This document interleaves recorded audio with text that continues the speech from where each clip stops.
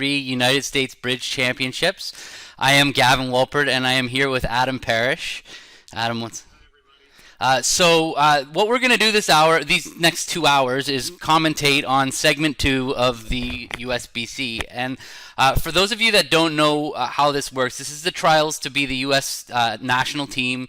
This is the trials to be USA 2, and the way that the format of this event works, it's a little different than most bridge where we're sitting and holding cards and playing cards at the table. The U.S. team trials a couple years ago changed to use tablets for the for their how they select the team. And Gina, just show you a picture or two of what it's like. Sorry, the view isn't amazing. I'm not technically so tech savvy, but there's a picture of just what a room looks like. So basically, two opponents are separated into their own rooms. You can see here these two are actually opponents of each other, and the other two people from their table are sitting in a completely different room. And what this does is it takes away the opportunity for you to hear things from your partner, or like we've had history of coughing and things like that, of ways of people hearing things that their partner are doing and letting that affect their bridge. So this really isolates that completely, so you have no idea what's happening at the other side of the table. And because of this, one of the big benefits of playing on computers is we now have completely accurate records of both what people are playing and how long they're taking to do it. So it's pretty interesting format, a little mixed.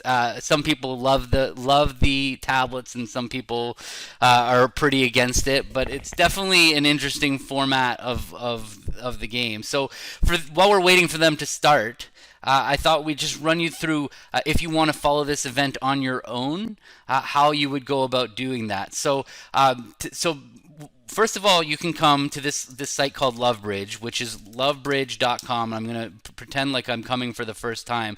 And up here at the top right-hand corner of the screen, where you can't see my mouse, but I'm clicking, there are these little this hamburger button, and then over here you see View Graph. So you can click View Graph, and right now, since the USBC is the premium event, it's the only event running, I think, on Lovebridge. That's the one that pops up here, and you can click up at the top where it says, right now it's just the open teams that are going on, but over the next month, each of these other events are going to be added to the fray, and we'll be able to, so you can click the open bracket to kind of see. There's this button on the left. You can kind of see the bracket and see the scores, and it looks like they have started playing in the second segment, because those three dots have started. So otherwise, let's just go back one notch here to the view graph. You can also click down here where you can click the USBC area, and now you can come and pick the match that you want. You can kind of mouse over the team to see who's on the team, and then you can click the segment. It doesn't look like segment 2 is active yet. You can see that green box is over segment 1, which means that is the one that is in play. And if you want to watch a particular room, you can click like the open room. There's a little blue button here, and these three blue buttons, and then they have this thing called Match View, which is what most of the view graph has been running on, this Match View, where you can see two tables at the same time. So this is cool for me. I've never been in this situation. So last year, my team won the U.S. Bridge Championships, which qualified us for the World Championships in September. So this is the first time I've ever been able to sit back and watch as the trials goes on. So I'm excited to sit and watch. So if you're watching this on the Bridge Winners Facebook page, or if you're watching it on YouTube, the best way to talk to us is through Twitch. Twitch.tv/WolpertBridge is how you will find it. And then you can just communicate with us, ask questions, point things out, tell us we're wrong, say that's crazy. If you know their system, maybe you can pipe up with no, that's not what that meant. That is our plan. Oh man, I could not fathom playing a 600-page system. I would completely lose my mind. For me, give me 15 pages of notes. That's roughly my limit. Get to 25, like I'm already going a little bit crazy. Here's the last hand. We might as well watch this hand while because there might be a little break. So What do we got? West has got a pretty good hand, and it looks like they've started out with a strong club. So they're playing precision, and now we get to see their 600 pages of relays in action. When we pick our table, it's funny when we Adam and I were looking at which table that we should watch, and one of the things we're saying is let's watch somebody who plays a normal system, and then obviously I just clicked through to one of the tables that was still playing, and it happens to be this people who are playing the most complicated system, and that's probably part of the reason why they're still playing is because when you play these relay systems, you take like 200 bids to get to your final contract compared to everybody else that, like on this hand, a normal pair would probably be going something like 2 clubs by West. How many points do they have? They have 22. 2 clubs, 2 diamonds, 2 spades, 3 spades, 4 spades, or something to that regard, and they would stop in 4 spades. But this relay system, it might actually have a chance to get them to this very close slam. It turns out East-West can't quite make 6 spades. You have the Jack of Diamonds to throw away the Jack of Clubs. But if the opponents lead a club, that's going to kill that right away. So you have an obvious diamond loser, you have a slow club loser, and honestly, the hearts are still a problem. You're going to have to try to trump 2 hearts in the dummy, which is actually, it is possible to do that on this hand because South can't overruff the 10 of spades. So you could play ace of hearts and a heart to the king and a heart and trump it low, and South will have to follow suit to that one. And then after that, you can come back to the West End and play another heart and trump it with the 10 of spades. And that'll get rid of your 2 heart losers, and South can't overruff the 4th round of hearts. But you can't quite make 6. We'll see how this relay system does at diagnosing it. It would be pretty straightforward in a standard auction to avoid slam. Looks like they had an accident on this hand. They stopped in 2 spades with 28 points. I don't know what their misunderstanding was. Let's see if we can click through. One no trump showed 0 to 5 points. I think they just got a little unlucky with their ranges. So one of the things that we're going to be doing this in this segment that's going to be a little different than what most of the other view graph shows have been doing is when a situation comes up in the play that we want to illustrate, we're actually going to pull up a separate table and be able to kind of go over these hands and look at like what was declarer thinking about, why did they play it this way, and we're going to do our best to try something new and see how the viewers like it. It'll be I'm looking forward to an opportunity to come up during the show for us to do that. It's obviously we're trying new things, so things might not work amazingly well, but this is our first go with it. So all right, so it looks like segment 2 is starting. Let's see who's playing. What we were talking about, maybe watching the Rosenthal-Dinkin match if we don't want to watch the crazy system. One of the pairs in that match plays a ridiculously crazy system that I couldn't explain it to you if I had an hour. And no. So right now what's happening, you can see how it says waiting for player, waiting for player. So part of the process coming into the room is you walk into the room, and I'll just bring this up again for people who join late. So you walk into the room and you approach your computer or your tablet and you select your name from your list. It says I'm like this here, Chris Willenkin would see Chris Willenkin. He clicks it, and then as soon as that happens, his name would appear at the table here. And until all 8 people are in place, they don't deal the cards. And so everybody's kind of filing through these small hallways in Schaumburg, Illinois, at the hotel, and they kind of on the sides of the walls. I wish I had a little video camera going through there to kind of show you what it's like. But you go down into this little hallway, and in every hotel room, there's a label up there that says North South or North Nickel, East Fleischer, and it tells you where to sort of which room to go into. You sit down, you sit at your computer like this, and then you and then play starts at some point. And the directors are very vigilant. They come around every set. It felt like they came by with a metal wand to make sure we didn't have any metal devices. They really take security seriously. I do think that this is a positive way forward for Bridge. Not for everybody. That we definitely need to keep cards in the game. But as far as security goes, it's pretty amazing how they've done here at the USBC. This is a good match to watch. I mean, these guys are amazing. Watching Mexstroth and Zia, they can't doesn't get much better than watching them. And Joe and Brad have their own special system that we kind of wanted to avoid the system just because we think it's a better broadcast if people can understand the bidding that people are watching. I think that there's a certain genre of bridge players who really, really like system and getting into the details of, oh, let's see how their relay helped. But for 90% of bridge players out there, it's kind of fun to see what they do with the same system that we do. I know Bob Hammond is a big, big proponent of everybody should just play a simple system, and that's what he thinks. He believes that's what would make bridge more popular. Okay, we have our first hand on the left hand side of the screen. I'm pretty sure Zia and Mech are just playing natural. Okay, so West is a dealer. It's a pretty straight. They're vulnerable against not. You can see in the top left hand corner is the board number, and left east west are vulnerable, and north south are not vulnerable. So you can see right out the hop. A 3 heart, an aggressive 3 heart. It's not what we're taught. A 3 heart bid. Usually you're going to have two of the top three honors or three of the top five honors, but over 3 hearts, North has a pretty straightforward takeout double. It's interesting. East, I'm usually a fan of furthering the preempt when I have 3 card support for my partner. So I tend, if my partner opened 3 hearts and it went double, I would automatically raise to 4 when I have 3 card support. So we're on to the next board. East opens a diamond. South has a pretty normal takeout double, and West has to decide what to respond.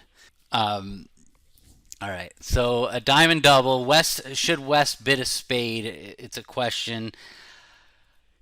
It's kind of weird with 9/4 of spades, but when it goes a minor double, it's very possible we have a 4/4 major suit fit. Double doesn't promise 4/4 in the majors, so I'm not gonna lie. I would probably poke a spade non-vulnerable there with that West hand.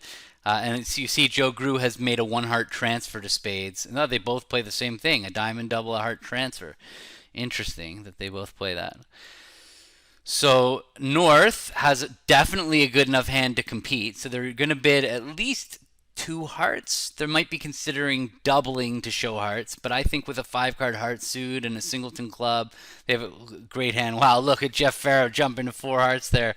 That's a big one.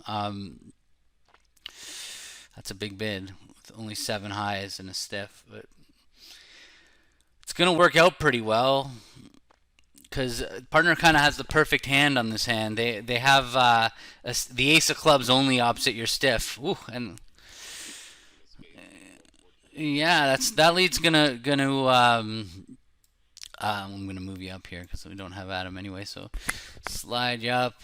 That's gonna make it pretty simple. They are gonna get a spade ruff, but that's not gonna be enough. They're gonna get the ace of hearts, a spade ruff, and the ace of diamonds for making 4.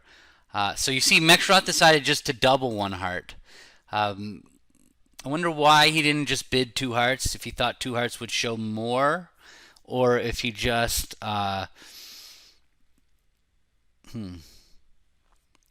wanted to keep open his options. It's going to be really hard to get to game now after he just doubled.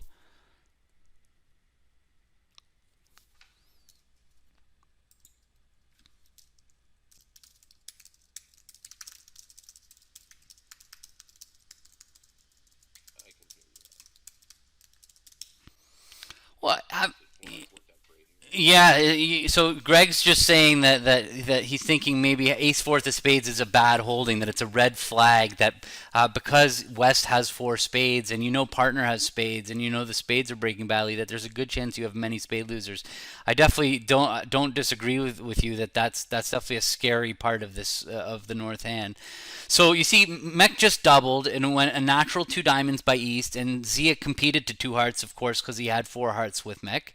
West competed to 3 diamonds, but now North just competed to 3 hearts, and I think that pretty reasonably they've settled down here in 3 hearts. Like I don't blame Zia for it's not a very good takeout double. Like you've already made a takeout double showing an opening hand, and you only have like the king of diamonds is worthless. Isn't worth any more than its singleton values. So you just have a normal takeout double. So when partner doesn't do something very positive over your double, it's hard to envision going a game with the south hand.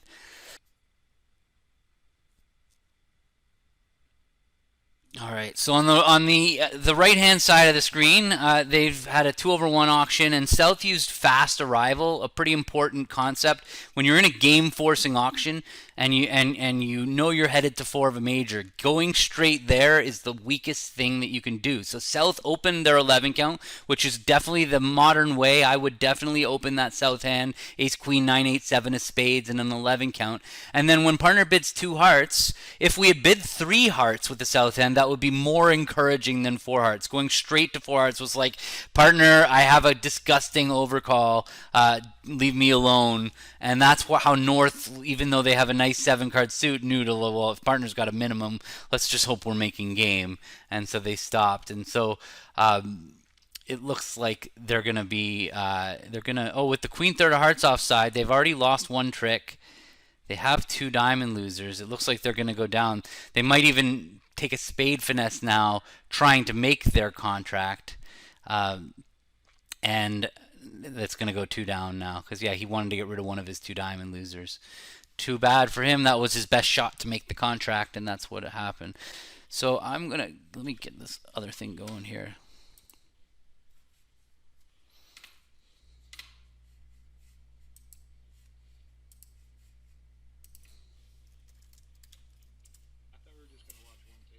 Yeah, we can, for sure.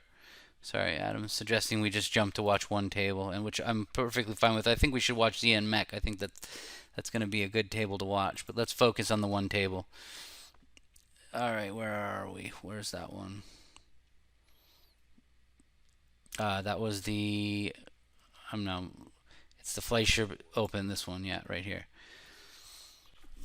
So they're just finishing the hand that we were watching. So we kind of decided before we were going to only watch one table so that we could focus and not be jumping back from left and right, and that way we can talk about these little details a little bit more focused without having the action jump away from us. We'll see that same problem again on the next hand.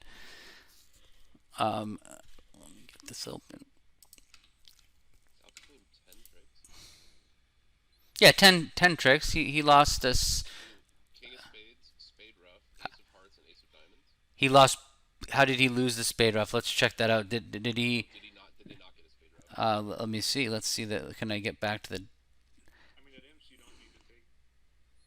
That was a different hand. But let's just check the result. King finesse is trick one. So it's this segment.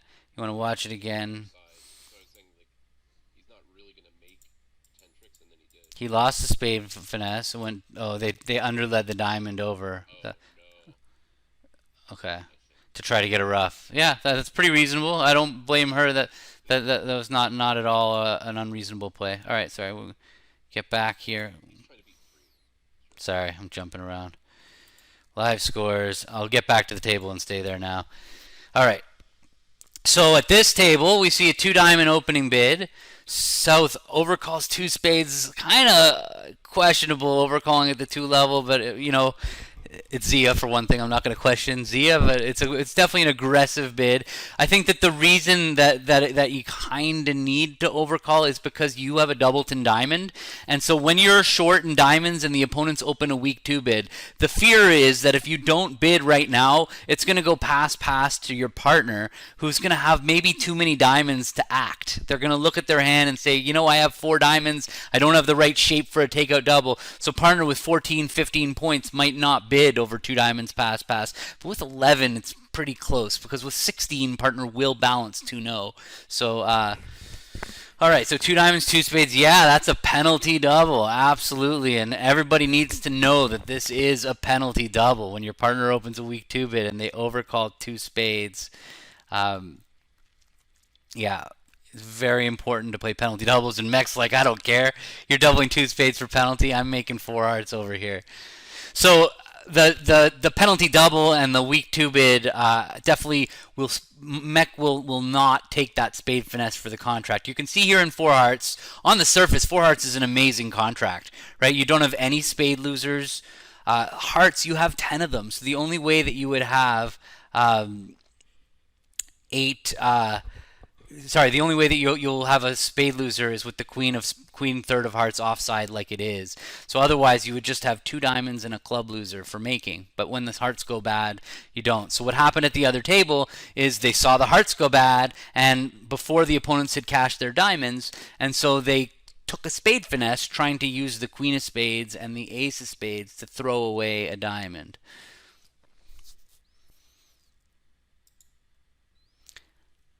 So Drew is looking at his hand saying, well, for a second I had spades locked up. I was licking my chops in two spades, but now they've jumped a game and I'm not really sure anymore because now he's got a diamond fit. It's really weird because now he's got a diamond fit and he's thinking, like, maybe we make something.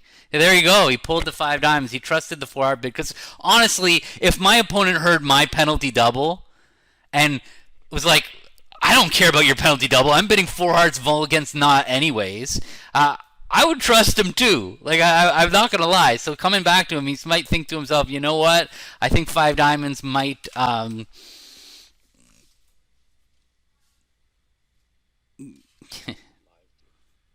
Okay. So in five diamonds, it's not actually like it's a pretty awkward contract because you got to rough your hearts with the good diamonds over there in west. You can see that you have the three hearts. Let's just shift and look at it from Declarer's perspective for a second. You're here and you're in five diamonds. You've got these three heart losers that need taking care of, and you have one club loser. You do know that South, your left-hand opponent, Zia, has spades. So we do know that we can probably set up a spade trick or two by leading up towards the dummy, but not before the opponents are making us rough with the ace, queen, three of diamonds. We can rough now, and we're stuck in dummy. This is not going to be fun. So you rough it in dummy, and now you gotta kind of find a way back to your hand. The only way back to your hand is by roughing clubs. So I think we're going to see Declare rough this and play ace of clubs in a club. I don't see another way way to handle this, and then hopefully eventually get back to their hand. This is going to be ugly. How many losers is Declare going to end up with? Well, they have a club loser for sure, and a spade loser for sure, and then they have at least two hearts. So four. It looks like they're probably going to go two down. Does that seem about right? Uh, Spade rough along the way. oh, and a spade rough. Right. Yes, exactly. And a spade rough. So maybe even three.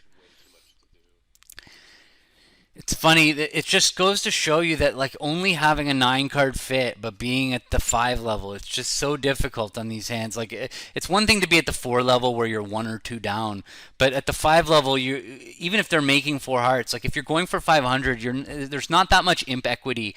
Four hearts is making 620. And five diamonds going down three is going to be 500.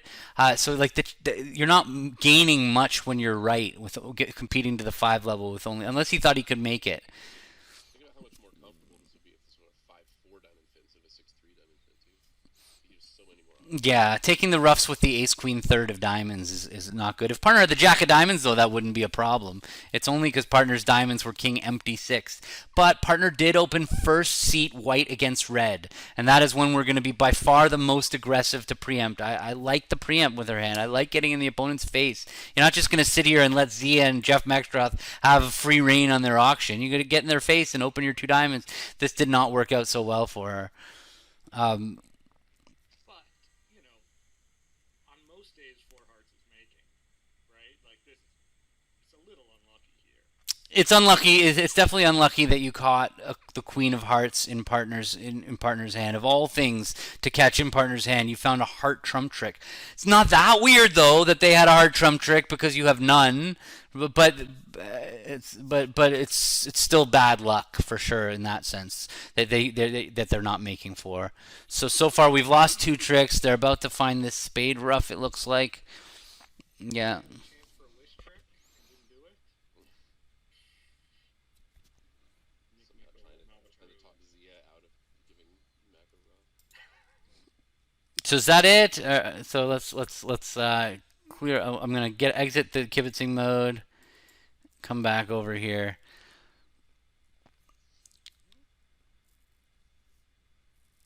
Yeah, I mean he can get it done now. He roughs this, cashes a diamond, Can you just use the king of spades? Now they can draw one round of trump with the ace of diamonds, and then the king of spades will just cash is to throw the loser. So it will be only one down.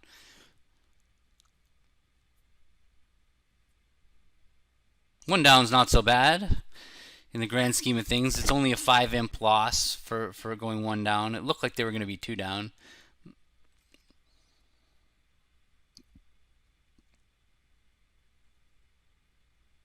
No, I guess it was always one down because you could afford to ruff two hearts with the little diamond and the queen of diamonds. So you're always going to end up with one heart loser, one club loser, one spade. But hmm. Okay, now a new hand. So if you're watching this on Facebook or if you're watching this on YouTube, I'm sorry, I can't see your comments right now. I'm only interacting with the people who are on the Twitch stream. We are only interacting with them. It's twitch.tv/WolpertBridge. Twitch.tv/WolpertBridge if you want to get involved in the conversations and ask questions through chat.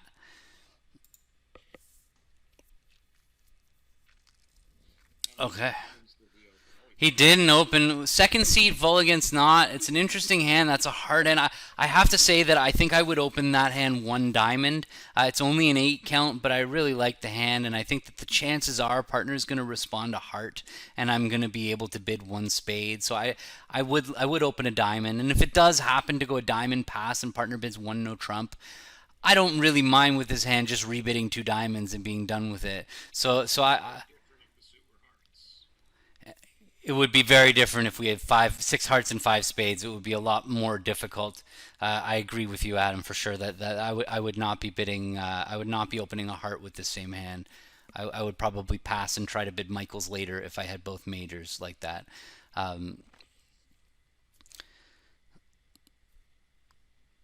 They're definitely random hands, no question. That there's nobody ever gets. My past hand here, three hearts, three Is that what they're playing it as? Let's check the alert. It could be mixed. It's pretty close to a mixed raise. No, they play it as weak, yeah. because of Drury. Remember, people can't hear me. Yeah, right, because of Drury. Yeah, sorry, I have to repeat everything that they say. I forget. So what Adam just said was that three hearts needs to be weak, or three hearts becomes weak as a passed hand because we can bid Drury with all of our limit raises or even make good constructive raises. We can use Drury. Okay, so North, even knowing partner's weak, it still kicks it into game. And actually, on this hand, let's see. Let's jump into Mextroth's chair and follow there. We're going to kibitz him. So, we got to get the lead first. But okay, so from Mextroth's perspective here, he has, again, the same 10-card heart fit that usually is not going to produce a loser. Usually the ace-king of hearts is going to draw both trumps quickly and be done. You have no spade losers because you can trump your two spade losers. They're taking this diamond off the bat. The only thing is if they can avoid 3 club losers, which should be okay on a normal day of the week, but I think if I remember right from looking at the whole hand, the clubs are actually breaking really badly, so he's actually going to go down quickly. Go 10 of clubs. He now sees this 10 of clubs. He thinks, what's going on here? And he went up with the king. Interesting. Because he didn't think that they would ever shift to a club from the queen 10. That is why he did that. Or at least not quickly. That they won the queen of diamonds and they quickly shifted to the 10 of clubs. I guess he was thinking that they wouldn't do that right away with the queen. Otherwise, it's a little strange to me that he did, because West is a passed hand. And the diamond suit just started diamond, low, queen, or Jack of diamonds, low, queen, which made it seem like West has the ace queen of diamonds. If they also had the ace of clubs, that would bring them up to 10 points, and they probably have a spade on her, so they would have opened the bidding. So I feel like Mextroth knew where the ace of clubs was before he played the king. So I'm not 100% sure why he played the king. It's a matter of figuring out why did he do this, because he knows the ace of clubs is offside. So why did he play the king? I guess he just knew that it wasn't queen 10, because from queen 10 you would always lead low. So that must be why. All right. Well, this hand got over quickly because they went club, club, club, rough, and so East West got 4 tricks. So now Mexroth's just making sure he doesn't go 2 down. We got to stop watching Mexroth because he's clearly the most boring hand at the table right here. So Yes. let's unkibitz and kibitzing and let's do it. So the result in the other room on this hand was East West bidding and making 6 hearts, making an over trick. And looking at the East West cards, how are they doing? So it went 1 heart normal from West, 1 spade by East, 2 clubs, 2 diamonds, 4th suit forcing. Yeah, I don't love the 1 spade response. Right? I mean, 2 clubs. Yeah, it's hard. When you bid a spade over a heart, it's often very, very difficult to set a game force later in the auction. It ended up working out okay for East because it went a spade and partner bid 2 clubs, so you were able to clubs. So you could bid 2 diamonds to set the game force, but it had partner rebid 2 diamonds, which actually looks like it's the most likely response with the East hand. Then it's going to be hard because 4th suit is now 3 clubs instead of at the 2 level, and now it's just going to get impossible to set hearts as trump. But it worked out okay. We set the game force with 4th suit forcing 2 diamonds, and West didn't have anything interesting to bid, so they ended up rebidding their 5-card heart suit. East raised to 3 hearts, which set hearts as trump, and now we are in a control bidding auction. So West, I'm not sure what 3 spades meant by West. Let's mouse over it and see what it said. It was not alerted, non-serious. So 3 spades said, I'm only interested in slam if you're interested in slam. And partner East has a nice 16-point hand, and so she pursued it by bidding 4 clubs. Yeah. I mean, in context, the West hand is pretty good. I mean, it's a minimum, but with the aces and then queen doubleton of partner spade suit, you know. But the non-serious slam try does say I have something, just not, you know, huge extras. Yeah, interesting that it went 4 clubs and they signed off in 4 hearts. Yeah, it feels like maybe they have a 4 diamond last train bid here.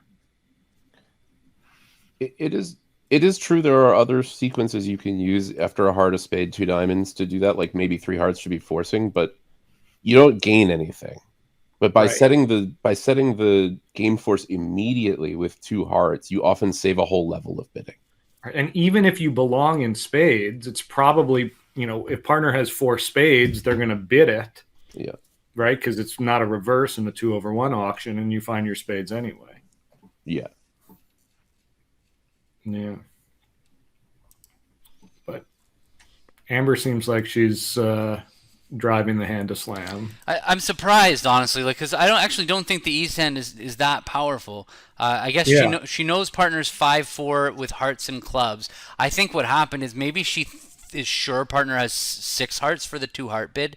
If you know your partner's 6-4 with 6 hearts and 4 clubs, now that East hand is amazing because now you have the ace king ace to cover partner's 3 little cards. So that's what I think might have happened, because otherwise just hearing partner has non-serious and then you bid 4 clubs and then partner doesn't cooperate, that doesn't, something's off anyway. There's definitely been a misunderstanding, because I think East would have signed off, would have just left it in 4 hearts. So either there was a misunderstanding at 3 spades, that 3 spades was showed something else, or that they didn't know what partner was supposed to do with their what's called the default rebid over 4th suit forcing, that maybe she felt like 2 hearts promised a 6th heart and was facing a 6-4 hand and now just couldn't resist, because you really make slam opposite the queen jack of clubs and the ace king of hearts would be enough to make slam with the East hand opposite a 6-4 hand. So that's somewhere something went wrong, but either way they're stumbling their way back into slam. Would you guys bid 2 hearts with the West hand after the 4th suit forcing? So I play with Warren that at the 2 level, that our default rebid, we going back to partner's major at the 2 level only promises 2 card support for our partner. So our bid with this hand would be to bid 2 spades over the 4th suit forcing to show a doubleton. And we basically, over 4 suit forcing, we play bidding our partner suit at the 3 level promises 3 card support, and at the 2 level promises 2 card support. That's our general rule. That's a good solution. Yeah. Greg and I think, tend to play that raising the 4th suit is kind of a punt, which is not perfect, especially when you have a 3-suited hand. Yeah, well, I think we definitely have the agreement that it shows shortness in the,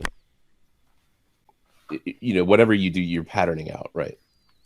Like, I think I would rebid 2-no in our system with this.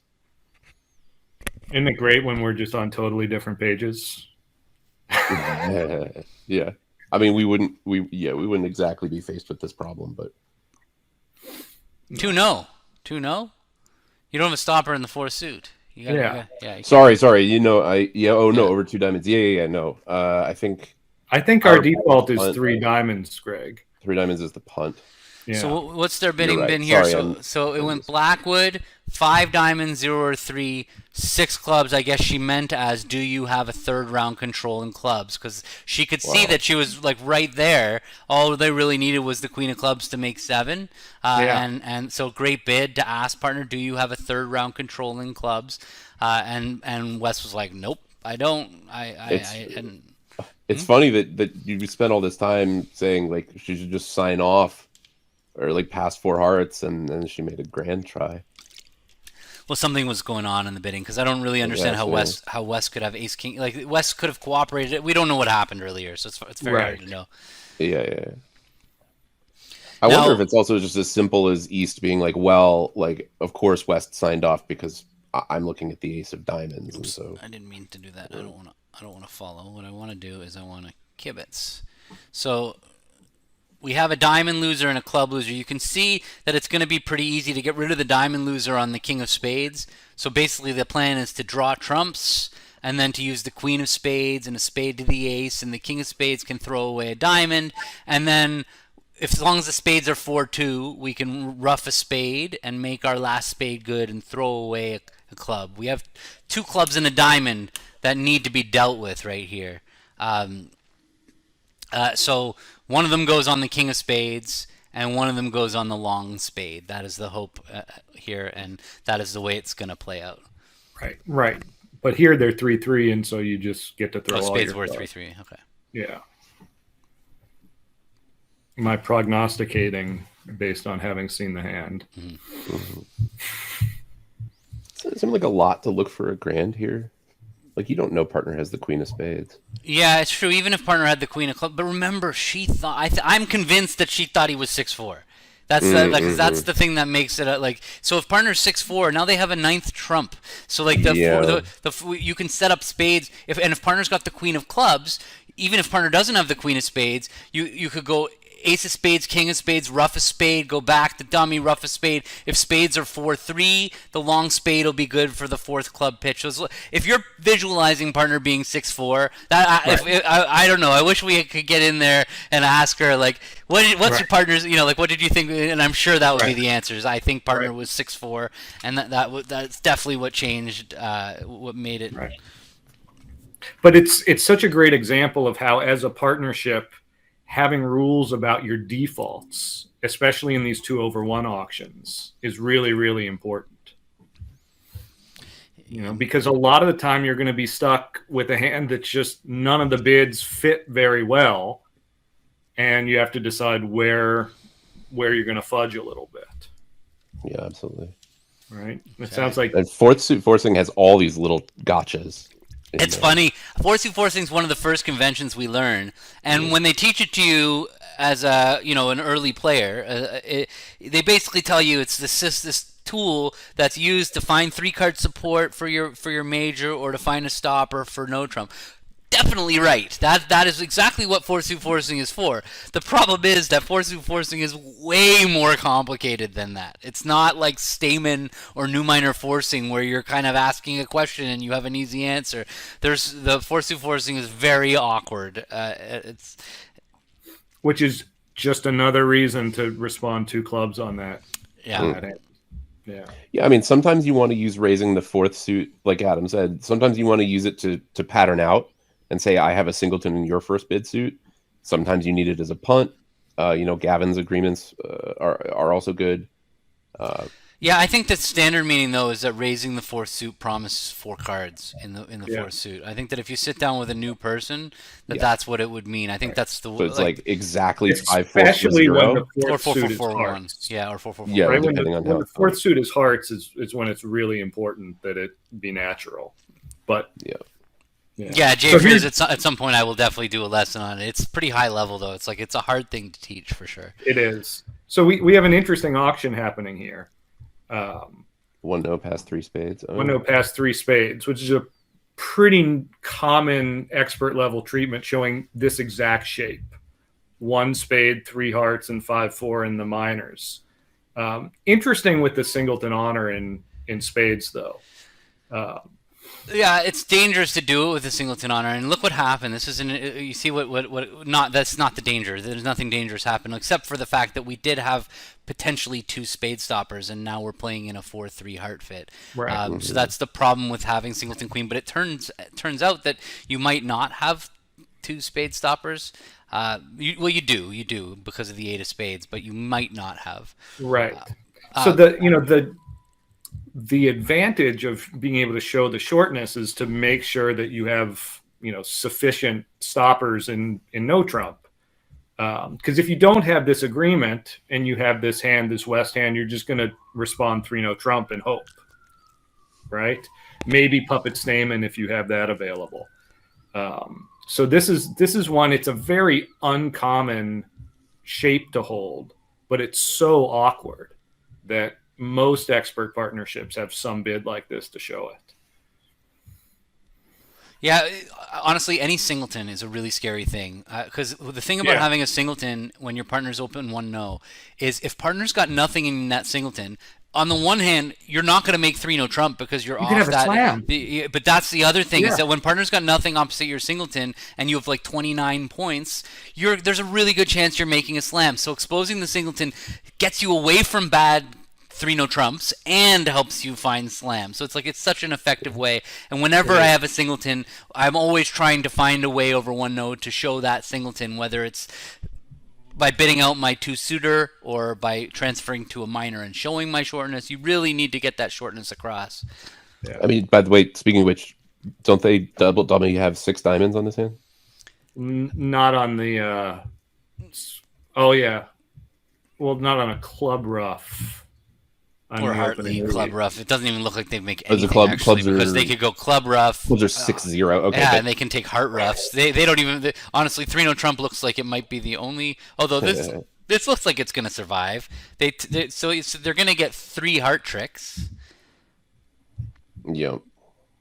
But how is he? So this is going to get interesting. This is actually going to get very interesting. Should we? I'm going to switch again to the kibitzing page view just to kind of look. It just went club rough and she unblocked the jack of clubs, which was definitely an important thing to do to get that jack of clubs out of the way.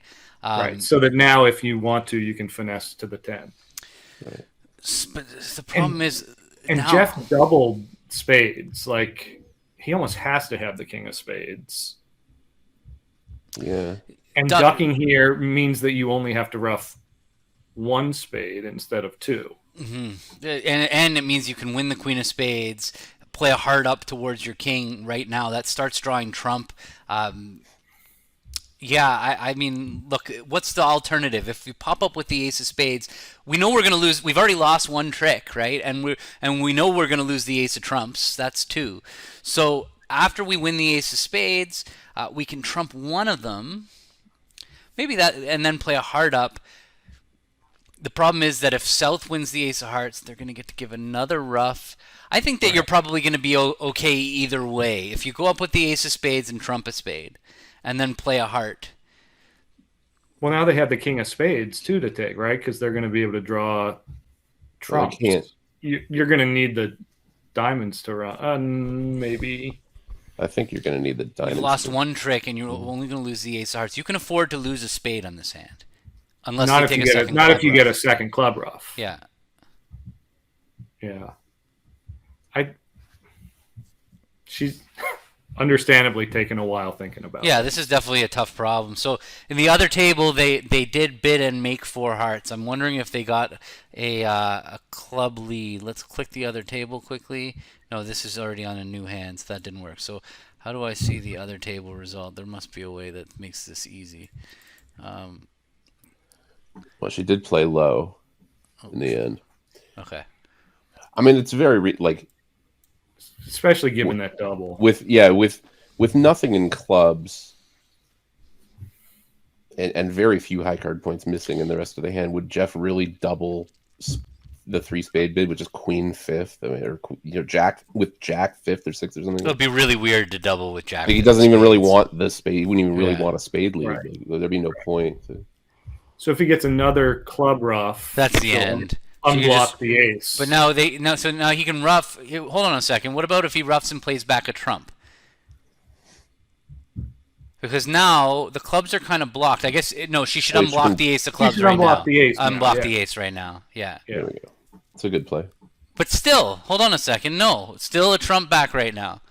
Right. Now what? So we can't ruff a spade anymore, right? Because if you ruff a spade, you're stuck in dummy. Right. You're gonna probably need the diamond. You're going to need. I think that at this point in the hand, she's going to have no choice now. So because you see, she wins the queen of hearts and it holds, and now if she roughs the 10 of spades, you're stuck over there. You can't play another club because that's getting roughed, and you're going to have to play the diamonds. So you can see this coming, though. It's pretty obvious. It's pretty clear. Like if I rough a spade, I'm in dummy. I can't play a club. You know, North has trumps left, so I'm going to get stuck leading diamonds from the board. I don't want to do that. I think she just plays the jack of diamonds right now and closes her eyes and survives. I want to see what happened at the other table. I mean, I would also like to watch her. Right. I need to have a second tab open for this. Let me. Right. I stopped counting trump. Is there just one trump left? Well, he took 2 roughs, and we led around 2 rounds of trumps. Yes, there's 1 trump. Yeah, so there's just one left. So she can draw this trump and. She could just draw the trump and take the diamond. Draw the trump and take the diamond finesse. Or she could play ace of diamonds, come back to her hand in a trump, right? Just in case there's a singleton queen, though that seems pretty unlikely at this point. Well, he was. Well, she might be wondering if he really doubled with. I mean, she knows he's doubled with nothing in hearts and nothing in clubs. Right. But if he's 5-5 with no clubs, he has 3 diamonds. Yep. Right. Well, she doesn't know exactly what. I mean, maybe she has some good sense of what the spade count is. Yeah. I mean, he's not doubling on king third. No. But he could have more. He could. I was just wondering whether like leading, but I mean, it would have to be 7-5 for the diamond to the ace to be right. This is board 21. Yeah, the other table's two boards ahead. Mm-hmm. I just want to see what the line of play was. So at the other table, it went club rough, spade back, and they popped up with the ace of spades. I guess she led a diamond to the ace, like you said, Adam. And now trump back to her hand. It cost you nothing. Right. Yeah. Now trump back, and yeah, she can't help but make it. Right. But if you're going to do that, you might as well play the jack and see if you can get south the cover. I mean, yeah, Zia's going to definitely fall for that. Right. At this level, that's not going to happen, but it's still good technique. Yes. Definitely against Gibb. Right. Would lead the jack. She's thinking about playing for the drop in diamonds. I'm going to jump out of the kibitzing now and get us back to the full table view, but it's the same spot we're looking at. Right. I mean, the queen's. He would have to be 6-5, 2-0. Right, but yeah, it sort of doesn't matter. Right, but if he's 3, like the queen's going to show up, so the hand's over. Well done.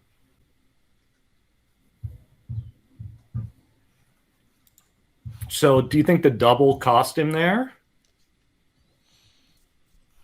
I mean, it seems normal. No, honestly, the The other table didn't pop. They popped ace of spades, and they ended up because you ended up just needing the diamond need finesse the diamond anyway. finesse anyway. So it didn't end up costing it.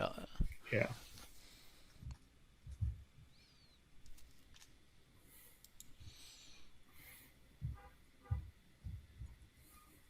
So Thank you. Yeah, I can check. Yeah.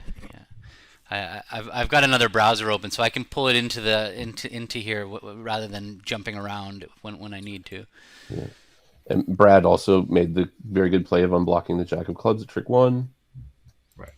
Just shocking. good. Yeah, right. I was these things that are, I'm sure, automatic for the Brad Mosses of the world. Right. May not be. Diamond pass. That's an interesting. Like I wonder. It'll be interesting to look around the room and see how many people passed with the West hand over a diamond and how many people responded a heart. I was talking. You think in this event everyone's opening this East hand a diamond? Oh no, that's a good point too. You only have 10 count. Yeah. I think that some people are definitely opening 2 diamonds. I would guess there's more people opening a weak 2-bit if it's in their system than opening one. Brad didn't open that hand at all. Yeah, because Brad and Joe play a very sound opening style when they're vulnerable. So I don't think that they're really allowed to open a diamond with that hand. Are they playing? Are they playing 2 systems? They are. When they're vulnerable, they're 2/1 in sound, and when they're not vulnerable, they're strong club and aggressive. Right. Yeah, so especially red, I think a lot of people are not going to open this hand at all. I mean, it is really concentrated. So Mech bit his hand. You know, he reopened double. He has 4-4 in the majors, so I think he was more interested in getting the majors in play. But what ended up happening was he ended up showing a hand that was a little bit stronger. Like when you double, so it's talking about just the ranges in the balancing chair there, a diamond pass to north. If north has no one no trump in the balancing chair is a lot weaker than a normal one no trump opening. So one diamond pass one no would just show some kind of balance minimum up to about 15, maybe 16 points. So when you double and bid no trumps, it shows a little bit stronger than that, like 17, 18, 19 in there. So he did that with he didn't double and bid no trumps though with his hand. He just had a normal takeout double because he had short diamonds. But when it went double past one no is constructive, as you saw. Zia had 11 points, and one no showed a decent hand, and so Mextroth invited him to game, and he's like, okay, yeah, I accept. I have 11. Okay, usually in response to a takeout double, one no shows something 8 to 10 or 11 ish. So let's see. Zia's playing one no. Do you think if Zia had responded like one of a major, do you think North would have raised? I think so. Like a diamond double pass double pass one of a major. Yeah, I would bid 2 hearts with that hand. Yeah, a nice prime 16 count plus the doubleton diamond. It's worth another point there. So 17. I think that's worth it. Because I think after a diamond pass, double pass, one of a major, I don't think you jump to 2 of a major there as aggressively as you would over a normal takeout double, because you give partner a little leeway for when they balance. Yeah. You're not going to punish them for balancing. So. Yeah. So let's see. What are we thinking about in 3-no trump here? We've got 3 top spade tricks. He's got problems. Ace. 7 I mean, the thing is, you know where all the strength is, right? You're missing the thing is, he thinks that it's all there, right? Because he's only missing 13 highs, so he really thinks that East is going to have all of them. It's a vulnerable opening bid. What was it alerted as? 5+ diamonds or any 4-4-4-1 with 4 diamonds. They're playing it's unbalanced. Right. Yeah. Well, but at this point, he knows that if East gets in again, that they are going to have 4 diamonds and whatever their entry is. So they can't. There's no plan on this hand of going to the ace of hearts and then leading towards a jack of hearts to build a heart trick. That's futile, right? It's futile. It's not because if they win the queen of hearts, they're going to be like, okay, thank you, and take all their diamonds and you're down. So he has to find a way that doesn't allow for that.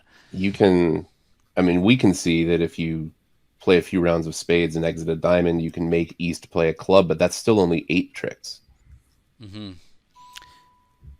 I don't think there's a way. I don't know what we can cheat by hitting this dummy solver. Here it looks like he's going down. There you go. Yeah, I mean, you almost need 3 spades to have a chance here. It seems like, Right. or a queen doubleton of hearts. Right. If you try for all Maybe of both. that, right? Yeah, and annoyingly, if you try for all of that, there's no way to do it ending in dummy so that you can fall back on your third option, which is exiting the diamond for one only down, which doesn't really matter, right? I mean, but it's could be a couple of imps, maybe, but you can't do it all, right? If you try to make it, you're going to go 2 down. Right, which it looks like happened at the other table. Oh, yeah, I see. I mean, it seems like a normal contract to get to. Well, What, yeah, they had you 16 up have at 11? 27. You have 27 27 points and no highs, fit, yeah. so Yeah, clearly. yeah. This is the place.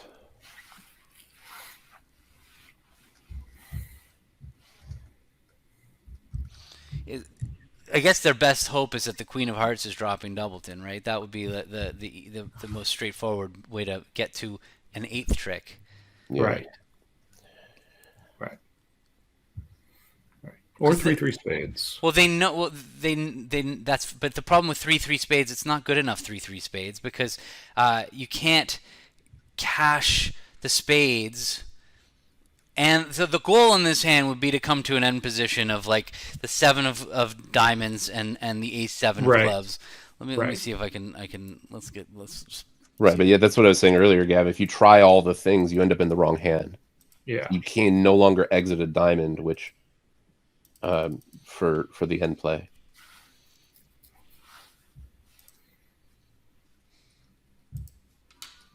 Well, if you take the ace king of hearts first and then 3 spades ending in your hand, right? You block the spade suit, but East is still down to diamonds and clubs. Right, but now how do you get to the dummy to leave the 7 of diamonds? You're in your hand. I said ace Oh, king sorry, and just queen south. of spades. Right. But now you can't. Oh, I see. So you would use East as a stepping stone to get back to the last spade. Okay, Right. yeah. That's gonna, yeah, sure. And there's like almost nothing else to try, right? Yeah. Yeah, I mean, it How did seems they- like how did ace they go? king of hearts and hoping for queen doubleton is the way to start. Yes. How did they go 2 down? Let's see. Diamond duct. Oh, someone just mentioned your interview on the setting trick rig, which was really good. Oh, thank you. Yeah, it got split into 2 parts. Like there was Yeah. a half that was missing for a little while, but Right. It just all like been- ended abruptly, the first one. right. It's all been. There must be more. Oh, I see. So at the other table, it looks like they tried for 3 hearts, and that allowed West to cash 2 heart tricks, and then put a club through. See, I'm sure they didn't open a diamond at the other table, right? They- so yeah, so they they went- had no information to go on. Right. Right. It started pass. A no trump. Right. Yeah. Right. But here, with all this information, you think everything is marked. Right. You try ace king of hearts, 3 rounds of spades blocking the suit, and then exit a diamond, and East is forced to give you an entry back to the 13th spade. So if No, the but spades- they won't. They can't. I see what you're saying. If the Queen of Hearts drops, you'll eventually get the. Yeah, right. Because right, that's what you're hoping for, is that the Queen of Hearts drops, and then you end up losing just throw 'em 4 in. diamond tricks. So if you try this and it doesn't work out, you still should end up going down 1, because the end play still works, because it turns out East is 2-2 in the majors. You're not going to make the hand, but see, like here, yeah, see this here, like I don't know what. Interesting. Well, I know Weinstein and Levin have a thing about puppet statement over 1-0 that they respond showing a 5-card major when they have 3 of the top 5 honors in a major. That they just pretend they have 5. I'm pretty sure that's their thing. Sorry, I'm just responding to a question on Twitch. Right. Of you respond to Puppet with a really good 4 card major, right? And it's not me. I just know that I've seen Weinstein and Levin do it and have it work out really, really well for them before. Yeah, I think Marty Bergen advocates that too. Okay. It looks like, by the way, what's going on here is that they played the spades first because if the Queen of Hearts is coming down as you need it to, then you'll be able to use the Jack of Hearts to get back to your hand to lead the diamond.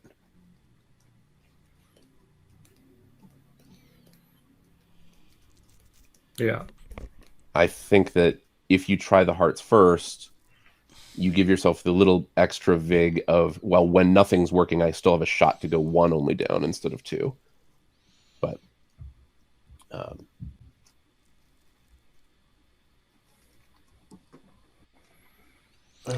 You're saying at this point, could he still make it if East had Queen third of hearts? If he, like, let's say he just exits a diamond right now, throws a spade from dummy, no. Throws a heart from dummy, no, right? You can't. They only have 4 tricks in, right? And the ace of clubs is 5, and the ace king of hearts is 7. He needs to get right, no, a he would club just and a exit heart. he would exit a club, which would give him a club trick, but he's still going to get the Queen of Hearts in the end. It seems like his only play right now is to play ace king of hearts, hope the queen is doubleton, Yeah. and then when And then it's exit not, the diamond. But he but doesn't. you would be He in the doesn't wrong have a way hand. back to his hand now. He's going 2 down for sure. That's why we were suggesting starting with ace king of hearts first, so that when you play the spades this way, you could then exit a diamond and use East as a stepping stone to get back to the 13th spade. But that's then you it's just a difference between 1 and 2 down when it doesn't work. When everything's working, it doesn't matter what order you play them in. When it's not working, you go down 1 fewer. So it's sometimes, I mean, like on this layout, you go down 1 fewer. Oh, so Welcome. answering the Sorry. question here, yeah, this is the United States Bridge Championships, which is the event that selects the team to represent the United States, along with Gavin's team, which already qualified, in the Bermuda Bowl in Marrakesh later this year. This is the first round, and it'll be going on all week. And there'll be great commenters all week. I know the 3 of us will be back on Sunday. This is the first round of the knockout phase, right? Or was there only a knockout? I think there was only a knockout phase. Only a knockout, yeah. I said only because it says round 2, but that's 2 of today. Right. Got it, This is the second set of this. So they got exactly 16. Oh no, but somebody must have had a bye. 2 buys. They had 14 teams, it seems. 14 teams. Oh right, because the Grossack team got a bye. Who was the other bye? Nickel. Yeah, it makes sense. Couldn't talk Stevie into commentating today, huh? Yeah, I thought. Can you imagine Steve trying to diagnose your audio issues live? He would have left when I said that the tablets were we love progress. Stevie, but tech support is not his day job. All right. Okay. There's just a quick peek on the left-hand side of the screen. You see that the other table was in 4 spades doubled making on this hand. On the surface, East-West only has 3 losers. They have the ace of diamonds, the ace of hearts, and the ace of spades. And it doesn't look like there's much you can do about it. So it's a question of whether North-South can find their way to 5 clubs, which has 4 losers of its own. So diamond, 2 diamonds, Michaels. I think East is probably just going to blast game over Michaels. They have, although a lot of wasted points in the minors. Obviously, those 8 high cards in the minors are not very attractive. So and Mextroth's going to bid in front. He's going to find some way to bid clubs. He probably has 2 ways to bid clubs. Most people play a tool called unusual versus unusual, where a 2-heart bid shows a good hand with clubs, and a 2-spade bid shows a good hand with diamonds. So it looks like that's what he's done, and just a quick click here will tell us, no, he just alerted it first, and then maybe we'll see in a second, or he's just saying it to the room. Yeah, so she just blasted 4 spades. South is just probably pretty content to double. I mean, you got 3 aces. It's hard to argue with just, okay, partner, you've got a good hand with clubs. Well, they're probably going down. So 2 hearts here is a good hand with clubs, I imagine. Clubs Invitational Plus is what it Invitational better, says yeah. there. Yeah. Whenever the opponents have shown 2 known suits and you have 2 cubids available, right, you can use them to point at the other 2 suits to say, I have a good hand with this. So that way, if you bid the suit directly, it shows a bad hand with that. It's just a way to compete. Weird not to double 4 spades with 3 Well, aces. so here's the thing: is that because two hearts was invitational or better, South doubling 4 spades also probably carries a meaning of, I actually accept your invitation. I think we're making a game. So it's possible that he might have passed because he didn't want to give partner the impression. Although 3 aces, it's just hard to believe you wouldn't have accepted partner's game. Like you would have tried to play 3-0 with the South hand if you weren't you wouldn't settle for 3 clubs, right? You opposite a good 6-card club suit, you're going to be in 3-0. So he passed. I mean, and, it worked. It got Jeff to bid It definitely club. worked. East is going to. Jeff might have done it anyway. Like having shown a good hand but having no defense. To answer the question here, Greg and I play it as game forcing. I think it's just kind of standard to play that when you show the the 4th suit, it's game forcing. Because you're bidding a new suit at the 3 level. If you bid 3 clubs, like that's got to show like an invitational hand. Mm-hmm. Yeah, you're not doing that on nonsense. Yeah. So raising partner with the Q bid is invitational or better because now you know you have a fit. That's the difference. Right. When you're bidding clubs here, you might not have a fit, and so you just need a little more strength to be safe. Gavin, I wasn't here for the first half hour, and you were explaining the mechanics of all this. They're alerting their own bids, right? Yeah, so I'll just open the picture again. So basically, they're sitting opposite each other, and so on your tablet or on your computer that you're playing, you're typing in your bid, and there's an alert button, and you often the best practice is you hit alert, and then while you're alerting, you kind of verbally say to your screen mate what the bid is. Or like what the alert is, but then you also type it into the machine afterwards, trying to be as efficient with time as possible. But it's the person making the bid that's alerting their own bid, and the person can see it on the other side, just like on bridge base when you're playing, like when you alert your own bids and the opponents can see it. So you are self-alerting for sure. But what's good about it is when you really need information, you've got a person in the room that you can talk to, that can get and because the other people can't hear you when you're asking them, you can really get an elaborate explanation so the explanations are way better in this format, even though what you see on the Lovebridge tablets are kind of like it's not he just typed clubs in plus, but when you get to like the details of all the like the small agreements and what's the word when you have like inferences. Inferences. Thank you was the word I was. Yeah, implications. So it should be north and east in one room and south and west in the other room, right? Yeah, Greg and I haven't played in this event since they switched to this electronic profile. Do they have cameras and microphones in the room? No, there's no connection between the 2 rooms at all. Right. I was just thinking, if you end up explaining things verbally, if they have any record of it.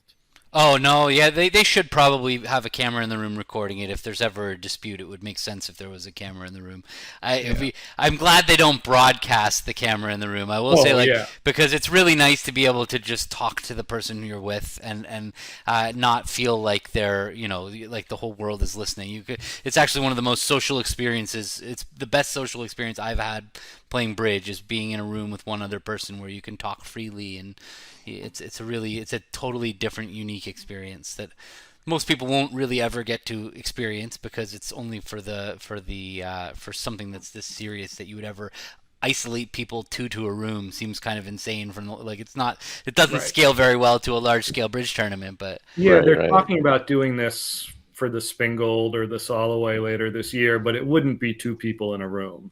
It would be like a bunch of north and east. Which sucks, because that's what makes it special. The 2 people into a room is just what makes this amazing. Maybe, for the semifinals and finals, obviously the finals, right? Maybe even the quarterfinals. But it's just a matter of having enough little rooms. Mm-hmm. Right. And at like a Marriott ballroom, they just... I think it's worth pointing out, and it's important to understand that while the thing that Gavin's talking about is really nice for the players. That it's not the primary purpose of separating people is not to make it special for them. It's to make the game more fair, combat cheating and unauthorized information and things like that. It being much more special this way is like a happy side effect of an anti-cheating type arrangement. So it's true that a whole room full of norths and easts and another room full of souths and west is certainly not as excellent an experience for the players. But it's also not as significant advantage. secure. It's not as secure. You can hear anything that anybody says in the room. You could Absolutely. It creates a very uncomfortable experience. The opposite, where you have to be completely silent and not do it. To me, I don't think it's going to work very well in that. And then so far, the only event that they ran like that was the U.S. Junior Trials, and they hated it. So that's the one experience that we've had. I know this one's awesome. Being two to a room is amazing, but the idea of having a whole bunch of people in the room and being like northeast, they all had horrendous feedback about the event. They said it was the least social experience. Not that that's the number one goal, but honestly, that's what keeps us coming back to bridge tournaments. As much as it's competing and trying to be the best and the prestige of winning and whatever, it's the social part of bridge is what makes the game the game. It's all about the people. So if you create an environment where you can't talk, I just don't see it. I don't see it working. So we got a really interesting question about the 2-heart bid. Does it create a forcing pass? And the way that the three of us play it when it's game forcing, I think it would. But if they're just playing it invitational or better, no. For what that's definitely what Adam said is definitely true. Like if you're in a game force, it's often a forcing pass, and if you're not in a game force, then it's definitely not a forcing pass. What forcing pass means for the people who are listening are like, what are you talking about forcing pass? Forcing pass just means like if we belong in game, my partner and I are supposed to make a game. We know we're probably entitled to 600 on a hand. It would be ridiculous for us to defend our opponent's contract without doubling them and just taking 100 down tricks, 100. So there's an implicit understanding that if we're going to game, that we can't defend an undoubled contract because we need to cover our 600. So a forcing pass is when a pass starts to be forcing, it means that partner's not allowed to pass. That's when both partners are sure that we can't defend this contract undoubled. When you've just invited game, like this, when two R's just showed an invitational hand, why should we have to double them? That can't be a forcing. We can't have to double them. So that's the one thing. And the other thing just to keep in mind is that I don't think it's a good idea to ever play forcing passes on Michaels and two suited hands, because those type of hands, it's anybody. So we just saw a hand. That hand, they make 4 spades the one way, and we almost made 5 clubs the other way. It would be ridiculous, like if we had to double them just because. Like yeah, they went 2 down in 5 clubs, but it was like not that far from 5 clubs making and 4 spades making, and so you don't need to double them on those 2 suited hands. All right, so this one looks like a pretty you're close to making six spades. If you could set up that club suit from the west hand to throw away the 10 of diamonds, you only have 2 losers on this hand, right? You have a heart loser and a diamond loser. It turns out with the spades 4-1 and you not being able to see all the cards, you're probably just going to play queen of spades and a spade to the ace, and you'll eventually have a spade loser. But it's not crazy to be in 6 spades on a hand like this. So it looks like she's going to transfer at the 2 level and then jump to 4 spades, making a balanced slam try. Because with Texas transfers, if all you wanted to do was play 4 spades, you would bid 4 hearts a Texas transfer. So the slower route to game here shows some slam interest. I think that's what she's going to do. It's possible that they play transfers after transfers, though. They're young enough that that's true. They just you hit it on the nose. But the new modern way is to play transfers again after transfers, and that opens up a whole different options for these balanced game force possible slam hands. And Wes is like, I opened a no trump with 13. I'm out. I'm out. Where's 13 the no door? shit. Where is the door? I'm there. Greg, we play the secondary transfers, but we still sometimes jump to 4 here. I think we play it showing either good trumps or bad trumps. I forget. It's certainly one or the other. One or the other. It's in the notes somewhere. It's in the notes. I know it sounds like we don't know what we're doing, but we study the notes right before we play. Yeah. We don't play every week, so I'm like that too. I cannot. I need like the morning I start playing is when I read my notes. Yeah. I also play with so many different people all the time that it's just like it's hard to stay on top of it. Yeah. Yeah, I know Adam and I had at least one accident in one of our events because I couldn't remember whether it was like a Jenny thing or an Adam thing. Yeah. How much in these events is won in the play, and how much is won in the bidding? I would say probably much more on the opening lead and the bidding than in the play. It's very rare because good declarers are good declarers, and once you get to the high level, most people make a hand that's makeable, and you draw the same inferences. Once in a blue moon, you'll have a hand that Helgamo or Mexroth or Zia will do something where, or Zach Grossacker, or even Michael Rosenberg, like the best declarers, like once a year they're gonna have a hand where they're just gonna be able to make a hand that nobody else can make. But for the most part, declare play is just kind of a wash across expert field. Defense is a little bit harder, being on the same page as your partner on defense. But again, once you get to high level defense, it's pretty rare that you're gonna have boards swung in the middle on defense. There might be defensive guesses, like you're a spot where, oh, this could be right or this could be right, and you just don't have enough information. That's where most swings come from these days, is getting to these 50-50 guess spots, or maybe somebody has an extra inference from the bidding because of the way it happened at their table. Usually it's some variance of the bidding that causes swings. That's these days. Mm-hmm. Yeah, we all love to hear stories about these times where like a Michael Rosenberg will realize, oh, partner's not involved in this defense, and so I'm going to find this incredible defensive false card that paints a false picture in declarer's mind because I know declarer's deeply into the hand, and so I'm gonna lead him astray subtly by playing my 8 instead of my 6 or something. Those stories are amazing, but they must happen once a year. And only at and in like an insignificant match where one team wins by 50, and like the chances of that stuff really mattering, or it's usually mistakes that matter, not the beautiful plays, unforced errors. So they're not actually playing on the site of Lovebridge. They're playing at the tournament, and they're the software that they're playing with at these tablets is where is it? No, wrong one. Where am I? There is Lovebridge. Right. They've switched to Chromebooks now. Okay, not tablets. All right. I was always using a mouse anyway when I was. You can just see the. I was always using a mouse anyway. I found it much easier to use. I'm for sure. Okay, South has enough to Stamen there. A nice 8-point hand, but a nice 8-point hand. He might not even invite. It'll be interesting to see after 2 clubs, 2 hearts. This might be such a good 8 that I think we'll see Zia just bid 3-no trump over partners 2 hearts. I don't think he's going to bother inviting. You have so much like trick-taking potential. Like if partner's got the Jack of Diamonds, you've got a potential 4-trick diamond suit, a likely 4-trick diamond suit. So this hand is too strong to invite, and I'm pretty confident that we'll see him just bid 3-no. I think the software has the ability to confirm your plays and bids, right? So wrong. Is that true, Gavin? Mm-hmm. Like you can set it up so that you click your bid and then you have to say like, yes, that's the bid I meant to make. So you don't like to try to. Well, I think the way it works is you click the bid and then there's like a little timer before it goes through. Okay. So you don't confirm your bid. It's just like you have a quick thing that you can do that says like undo. What about plays? Like if you same thing. It's the same thing. No, with the play you actually have to like pull your card to the middle of the table, which makes it like pretty hard to screw up in the play.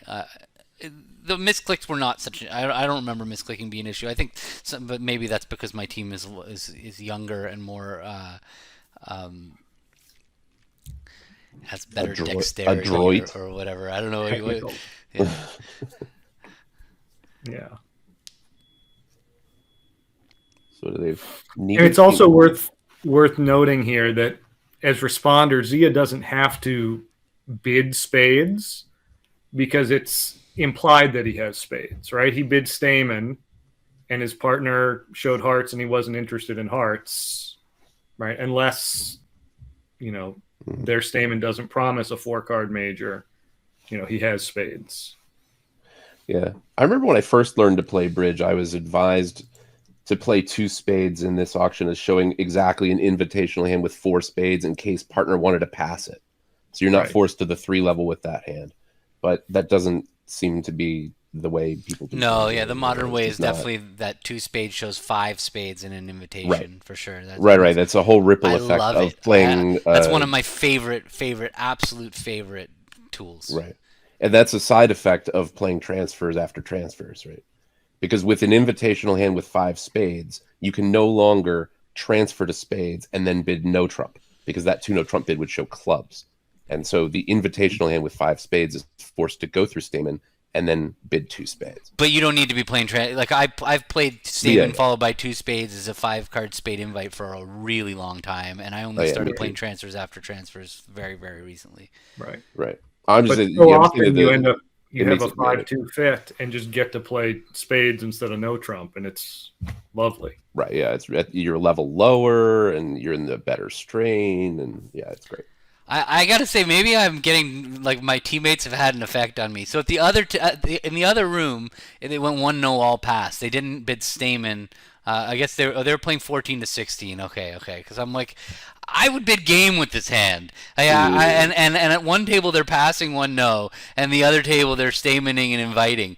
Like I would always have stamen, obviously, but I'm just saying like inviting. Yeah. Well, like I've just been like my teammates give me such a hard time when I miss game on hands like this that I just like I can't not bid 3 no trump with this hand. But obviously I play 15-17 no trump, so that's probably Right. opposite 14-16. I can see that, and is that what these guys are playing? Especially if the guy who's going to be playing it, if you bid game is It's Mexroth, I know. That's what I'm saying. I cannot believe Zia just invited on this hand. Mecca, they announced it as 15-17. Yeah, I would bid game automatically. Like I really would. I mean, he did I great think not I- to.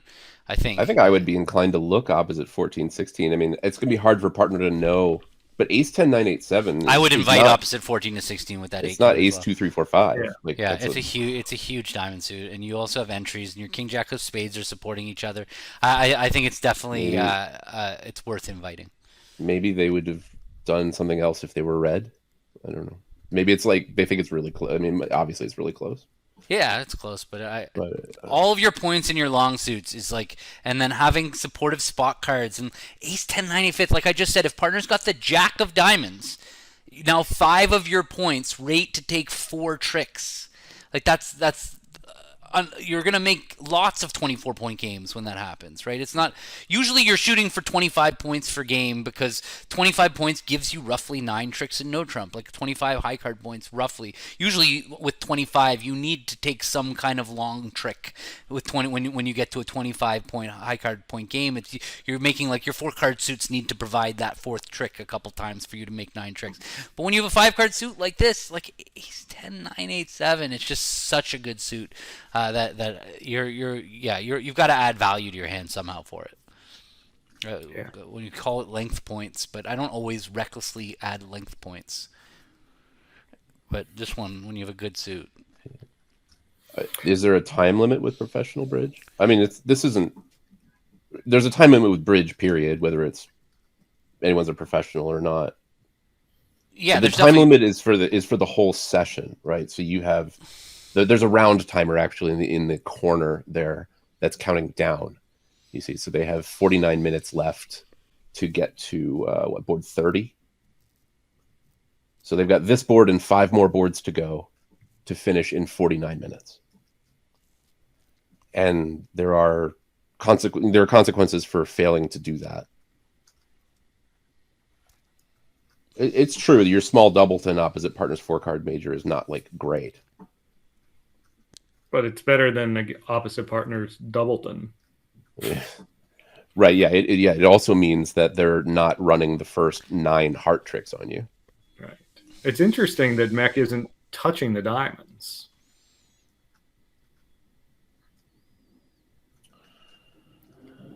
Yeah. Isn't the Jack of Spades his entry to the long diamond? Maybe he just Right. doesn't need them and he's playing safe. I don't know. Yeah, he already played a heart to the 10, so he just knows he's going to take 3 hard tricks. So I see. Right. at this point, he's going to get a little squeezed here. Is he home free? East West only have 1 trick in, right? So he has 3 in the bank. But if he lets them in with a heart, that'll be their second trick. The 8 of spades will be their third trick. He's in a little bit of trouble here. Because after he plays a heart, they're gonna win the heart and play the spade. He's gonna have to make a discard from that north hand, and then he'll He might be have been better okay. off than- If he can't throw a club, right? He can't throw a club from his hand. He's gonna have to throw the queen of hearts. That's the only way that he can make it. Can he make it? I don't know if he can make it anymore. Oh, Maybe he should have used the ace of diamonds instead of the spade. the key now will be for the defense to not play back a club. They have to play back a diamond now, or a heart, but a diamond would be. It's going to be tough. It's not going to be easy. You're not going to play diamond from Jack third. That's like, although they did just pitch a diamond, so actually he knows the shape at this point because he knows Declare started with 3 spades and 4 hearts, and he probably knows from partner's club spot. I don't know what club spot was led. The 4 was led on this hand, and the 2 was in dummy. So if he knows that Declare's got 4 hearts and 4 clubs, then he knows Declare has just stiffed his diamond, and so playing a diamond cannot be wrong. And it's that 7 of clubs. The problem is that if he plays a club now, Declare is going to be able to take 2 club tricks. It's going to go 9 Jack King, and then the 8-7 are going to take a trick. But if he plays back a diamond, now Declare is going to be stuck playing a club out of their hand. And when Declare leads a club, East can play low and let West win the 9. It could get messy. It's perfect defense here, makes it easy. But a diamond honestly makes it the easiest possible because you can set up a diamond trick. Oh no, it gets a little. Do they No, get oh, stuck he might be having able. Hold on a second. On a diamond back, he can win the king of diamonds, cash the king queen of hearts, throwing 2 diamonds, and then lead the jack of clubs. Right. And then somebody's gonna have to give him the ace of diamonds at the end. I hope he does that. Let's see that happen. That would be sweet. Here he is. Mech's got his chance. In fact, what's gonna happen is he's gonna take the king of diamonds, he's gonna cash the king queen of hearts, and then he's gonna think about it for a little, unless he's been spending this whole time thinking about it, and he's gonna decide, is it right for me to play the jack of clubs or the 8 of clubs? I don't know. Let's see. Mech has got the opportunity here.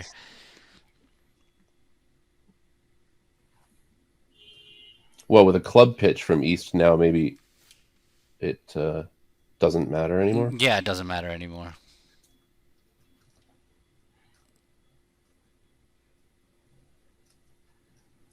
Well, now it really doesn't matter. Mm-hmm.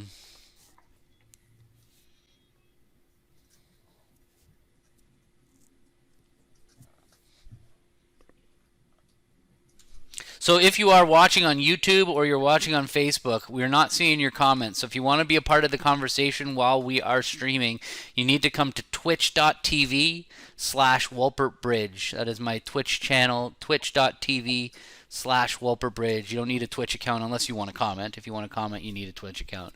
But you can watch it there. It's also less latency is maybe the word, but That's the word. You see it sooner on Twitch than you would on YouTube. Ooh, we have a crazy result in the other room of 6 no trump, down 3 off the first 4 spades. Whoa. So what happened here? It's going to go a heart pass, and we're going to see what the North. I hope Mexstroth bids 2 clubs game forcing. This is very important not to bid a spade with this hand, because it's so hard to find to establish a game force after a heart pass a spade. So you must set the game force with 2 clubs, and then you fit hearts on your next turn. When you bid a spade with the North hand, you run a risk of partner rebidding 2 diamonds or 2 hearts, both of which are very difficult to set a game for. So let's take, for example, if it goes a heart, pass a spade, pass 2 diamonds. Now, North, in order to set a game force, has to bid 3 clubs, and they still haven't shown their heart fit. And so Correct. now it goes pass, and South has to bid over 3 clubs something. Let's say South's bid is 3 no trump. Now North's first chance to support hearts is by bidding 4 hearts. So you never really have an opportunity to set hearts and look for slams. So there you see Mech bids 2 clubs game forcing. It's much more efficient. South can Right. bid 2 diamonds, and now North can establish the heart fit very efficiently. This is a very, very important. And notice that it's 2 clubs and not 2 diamonds, right? Almost everyone at the high level now is playing 2 diamonds, shows 5. And again, that just saves a lot of room and it makes your diamond bids real. So 2 clubs, occasionally is a doubleton, right? One of the modern trends in bridge has been focus on the majors. You can lie a little bit about the minors, and then it's become lie more about clubs and make diamonds a little bit more real. Mm-hmm. So right? That's why you see some people with 4-4-3-2 shape opening a club, right? Because they want their 1 diamond to always be 4. So here it's interesting. I would play after 2 hearts, and I think the standard way to play after 2 hearts is that opener shapes out their hand on their third bid. So opener showed 5 hearts and 4 diamonds. So my normal third bid there with the opener's hand would be to bid 2 no trump to show 5-4-2-2, and that for me raising to 3 hearts like he did today. Sorry, like he did in this auction, this would show a 6th heart for me, really expressing that 6-4 shape. We've showed 5 hearts and we showed 4 diamonds, but adding that 6th heart, and now partner, like we saw that hand earlier where Amber was like, I think my partner, I think Amber was like, I think my partner's 6-4, and it's amazing how knowing your partner's 6-4 can make those hands so easy. So just over 2 hearts, opener just finishes showing that their shape, shows their and then it makes getting to Right. And it's an exception, right? Most of the time when we're in a game force and we've just agreed a major, we control bid, right? But this auction where we 2 over 1 and then set it, we know 9 cards about opener's hand. We're so low. Using that opportunity to shape out is huge, right? Especially when opener can now show a 3-card third suit and imply shortness in the 4th suit. Yeah, there's nothing super urgent about being able to show controls at the 3 level. Right. Gavin, someone asked a little while ago, would you bid 1 spade or 2 clubs with Mech's hand if he was 4-2 in the majors? Yeah, I just think you're supposed to set the game force always. It's just so hard after a heart of spades something to set the game force that it's just much better. After a heart 2 clubs, if partner's 4-5 in the majors, they're probably bidding 2 spades, and you find your fit anyway. Right.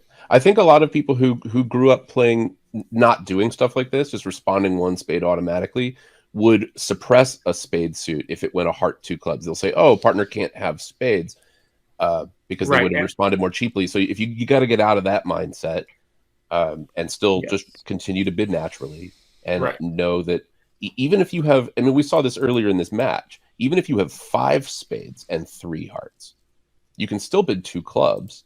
Because the only time you really want to switch to spades is if you have a 9-card spade fit. And you'll still find it.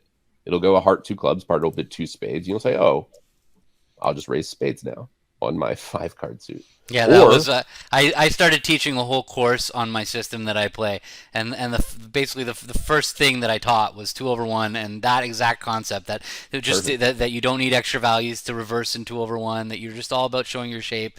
It's the modern way. You taught me this concept in a hotel room in Arizona. Okay. You remember where? You remember when? Well, we were at the it was at the trials, and I think I was kibitzing a late round, and this came up in one of the things, and whoever it was we were watching, and maybe the semifinals, responded a spade instead of responding 2 clubs, and everyone in the room was like you and Cran and Vince. Everyone in the room just started yelling. Everyone was really upset. That's fun. And it was the 5-3 hand. So interesting here. With 5-5, Mextroth is not using unusual 2 no trump. I don't know what their system is. Yeah, it is interesting. Maybe it's because he has 3 spades that he felt like he didn't want to just preempt the side out of the spade suit. you could imagine if partner's got 6 spades and a stiff heart, or 5 spades, that this hand is a great. North has a great hand if partner's Yeah. got spades. So that's probably what was. I imagine that if one of his spades was a diamond, he would have probably just bid unusual 2-no trump. That, or he's afraid of going for a number. I don't know. That could be another part of Yeah, it. his partner's a passed hand. Some people would bid with Zia's hand in first seat, maybe open 2 hearts. It's not great 5-3-3-2, but those hearts are pretty good. I know you would open that hand 2 hearts. Well, yeah. Look at these opening bids. It's tough to play against these 10-point opening bids. Although Only 2 diamonds with that many. no, diamonds. it's alerted. It looks like it's Yeah. inverted. Yeah, it's Yeah. inverted. Yeah. Yeah, invitational Still. or better.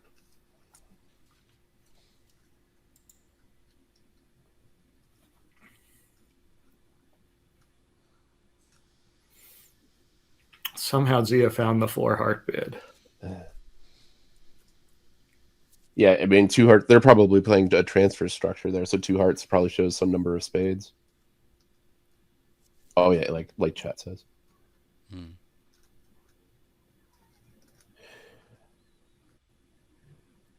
Interesting problem for East. She knows that her partner's got an unbalanced hand. They play their 1 diamond bid it shows diamonds 4-4-4-1 or 5-card diamond suit. So she knows she's got a bigger fit. So she's sacrificed here.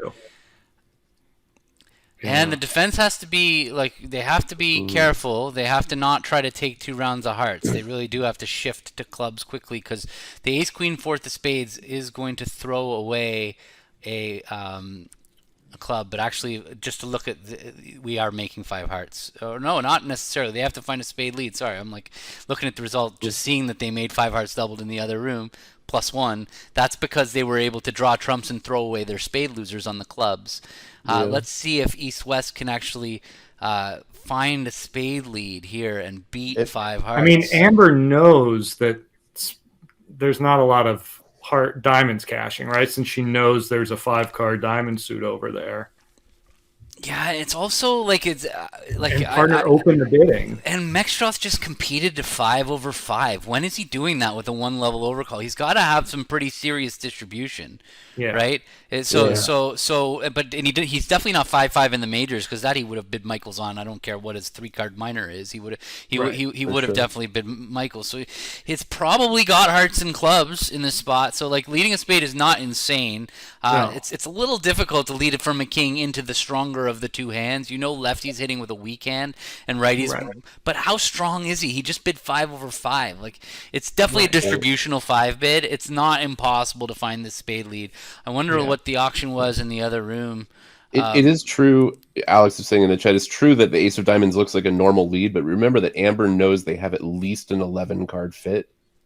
And Jess just bid 5/5. And they bid 5/5. There's a lot of things pointing away from it. So in the other room, it was a completely different auction. South opened a weak 2 bid with the 5-3-3-2 hand. Well, there's the ace of diamonds. Oh, no. So it's a push. You'll watch as Declare. I'm going to guess that how many tricks is he going to play before he claims? He's going to rough the diamond. He's going to have to draw 2 rounds of trumps. This is the kind of hand where you kind of would say to your opponent, because you have the 10 and the 9 of clubs, it's a little bit complicated, but you might say how are the clubs breaking? And then you just claim. It's kind of, for the question of how slow are you allowed to play in these high-level bridge competitions? You do tend to play really slow, but you also really try to find ways to shortcut the time. So in a spot like this, Mexstroth can see he's going to make this. It's just a matter of whether he's going to make 5 or make 6. Because he's always going to be able to throw 1 spade away on the 4th round of clubs, one way or another. But he might not be able to throw away 2. But at this point, you might say how are the clubs breaking? And the opponents would just tell you, and then you claim the appropriate number of tricks to save time. Is that more difficult to do with only one person in the room? No, Or it's much less easier. difficult? Yeah, Yeah. yeah. I like in this spot, I would actually just tell my opponent my hand. I'll be like, I have ace, queen, 10, fifth of clubs. I'm planning on drawing 2 rounds of trumps and cashing the ace of clubs. How many tricks should I claim? That's what I would Right. say to my opponent. Like, Yeah. and they would tell me how many tricks to claim. Like, I'm not saying you should like Yeah. try to ask them what are your clubs. I'm saying like you do it in a way that you just get the because especially with the tablets, it just takes so long to do like everything like mechanically that it just or whatever the laptops. I'm gonna call them tablets for the rest of my life, even though we play Right. with laptops. I don't think leading a spade here would mark you as a cheater at all. Like there's, especially when you know partner has long diamonds. A single hand doesn't mark anybody as No, anything. no. As long I as mean, you're getting getting leads wrong on a regular basis, nobody's going to be thinking you're cheating when you get a lead. right. Like this would be like, oh, they got it right. You know, when they're looking at hundreds of hands, yeah, you're not going to get in trouble.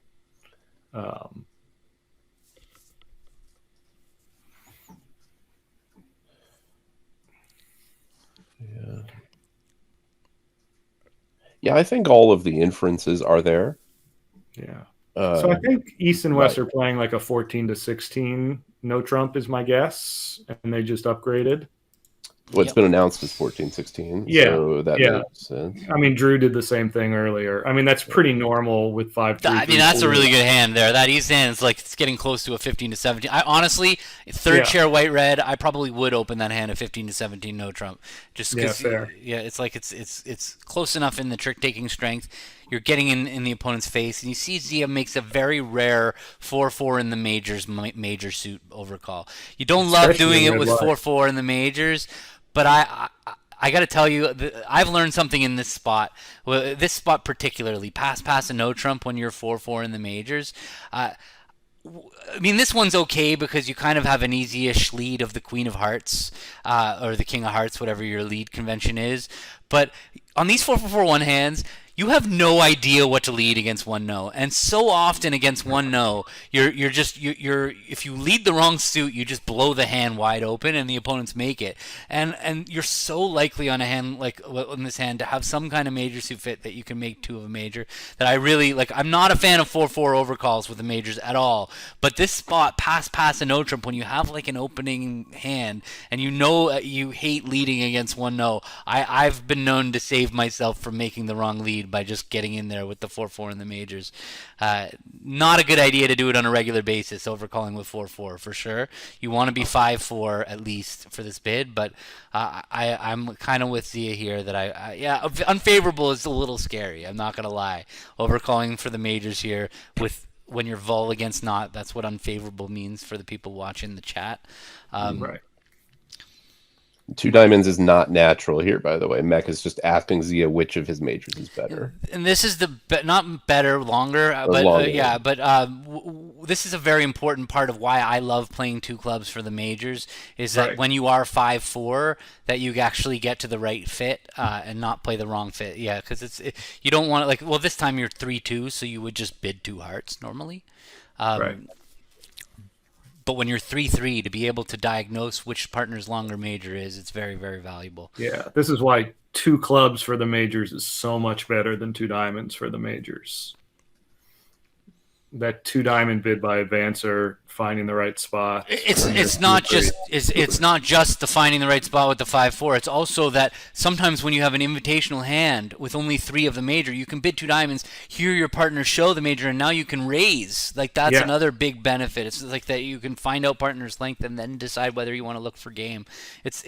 I will never go back. It's funny to see Mechstroth playing it though, because I would have assumed that Mech forced his partners to play Mech well. I know he likes it. I know he doesn't like. I know Mechstroth's got a thing that he doesn't like having artificial bids in his system because like 2 clubs where you're showing the majors, because he finds that it's too easy for the opponents to double you. They can start by doubling your artificial bid and then coming after you. Whereas like if you play 2 hearts shows the majors, it's natural and it's much harder for them to double you. And he's right about that. But I think there's so many benefits to playing 2 clubs for the majors that I just think it's worth it. Looks like 2 hearts is a little unpleasant on this hand. And note the trump lead. You have 5 high cards, and your partner's got 15 to 17. So you have at least half the points.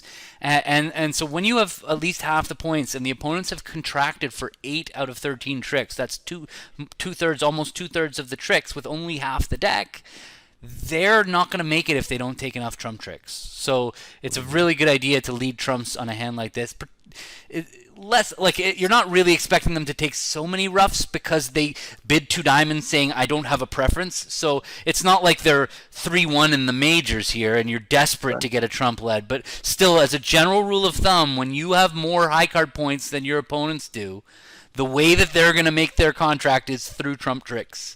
So that's a good rule of thumb, is when we have the balance of the points, that's when you should really, a trump lead should be entering your mind. It's a very important time to lead trumps. Not that trumps are a bad lead in general, but that's a time where it's like it should be jumping out at you. Like, hey, I got to stop him from taking trump tricks because we got all the high cards, or we got more high cards. Mm-hmm.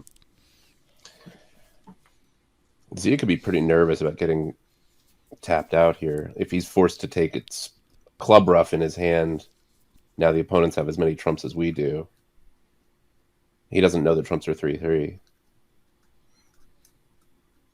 Yeah, it is interesting that Mac bid 2 diamonds rather than 2 hearts. So I can tell you why, because it's much easier to do this with 2-3 in the majors than 3-2 the other way, because over 2 diamonds, partner will always bid 2 hearts when they're equal length.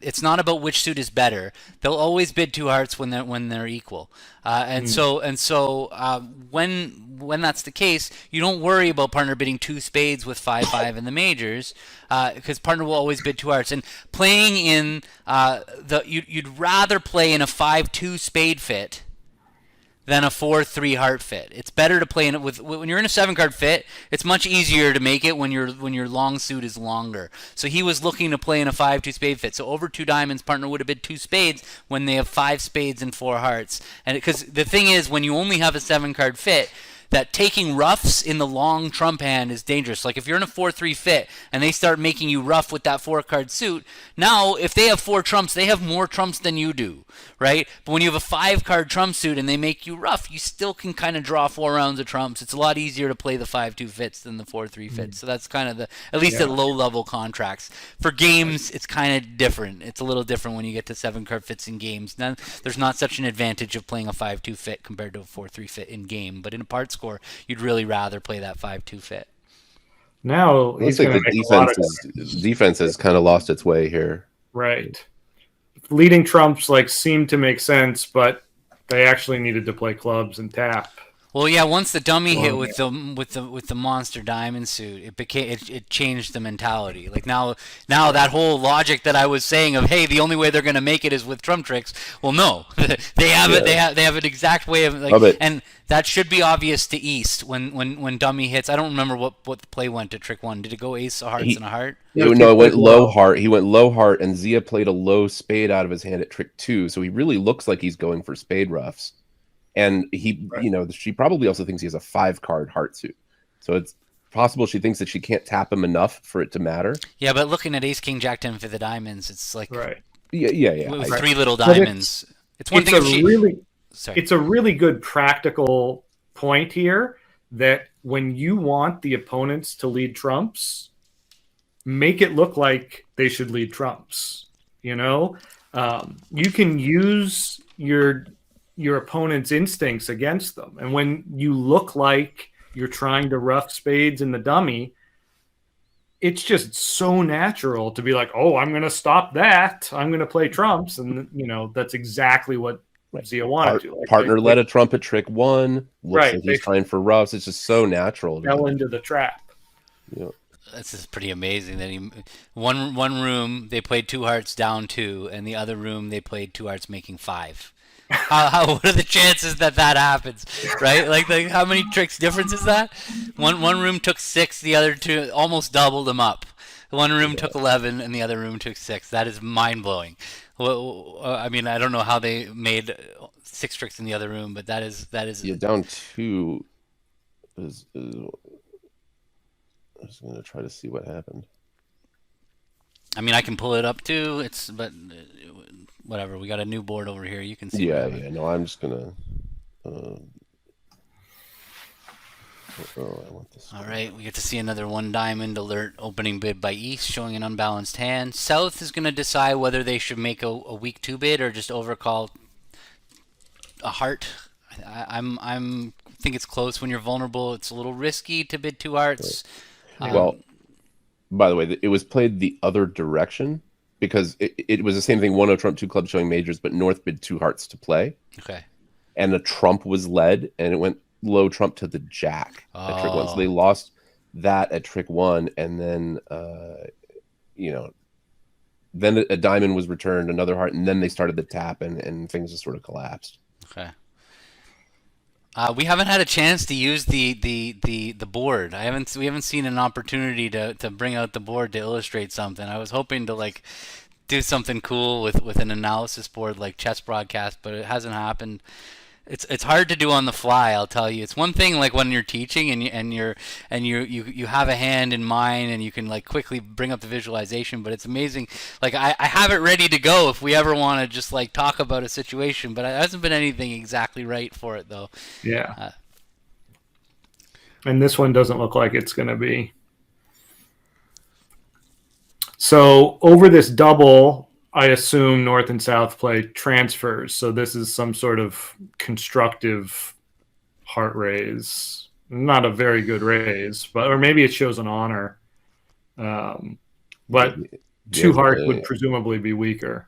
The explanation given is decent raise to two hearts. Yes, this is a very common treatment. Transfers after one of a major double and taking it to a step further when it's a negative double, a major negative double.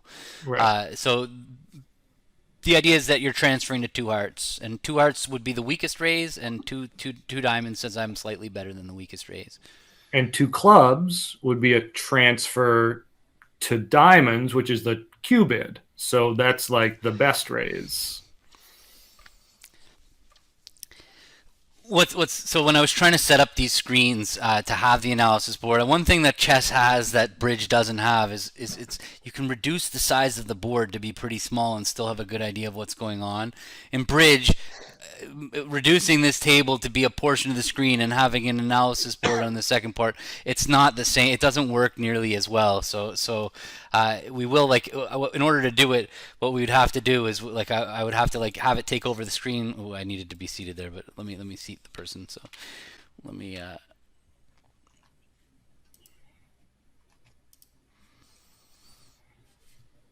So we've gotten to a kind of a boring four spades. Right. The two major suit aces for sure. A slow diamond. Yeah. No, maybe. Or a heart. You can throw. Yeah, you're going to lose. Diamond on a club, but then you have some in red match points. It would be an interesting, hand to try for an over trick, but it looks relatively dull. Mm-hmm.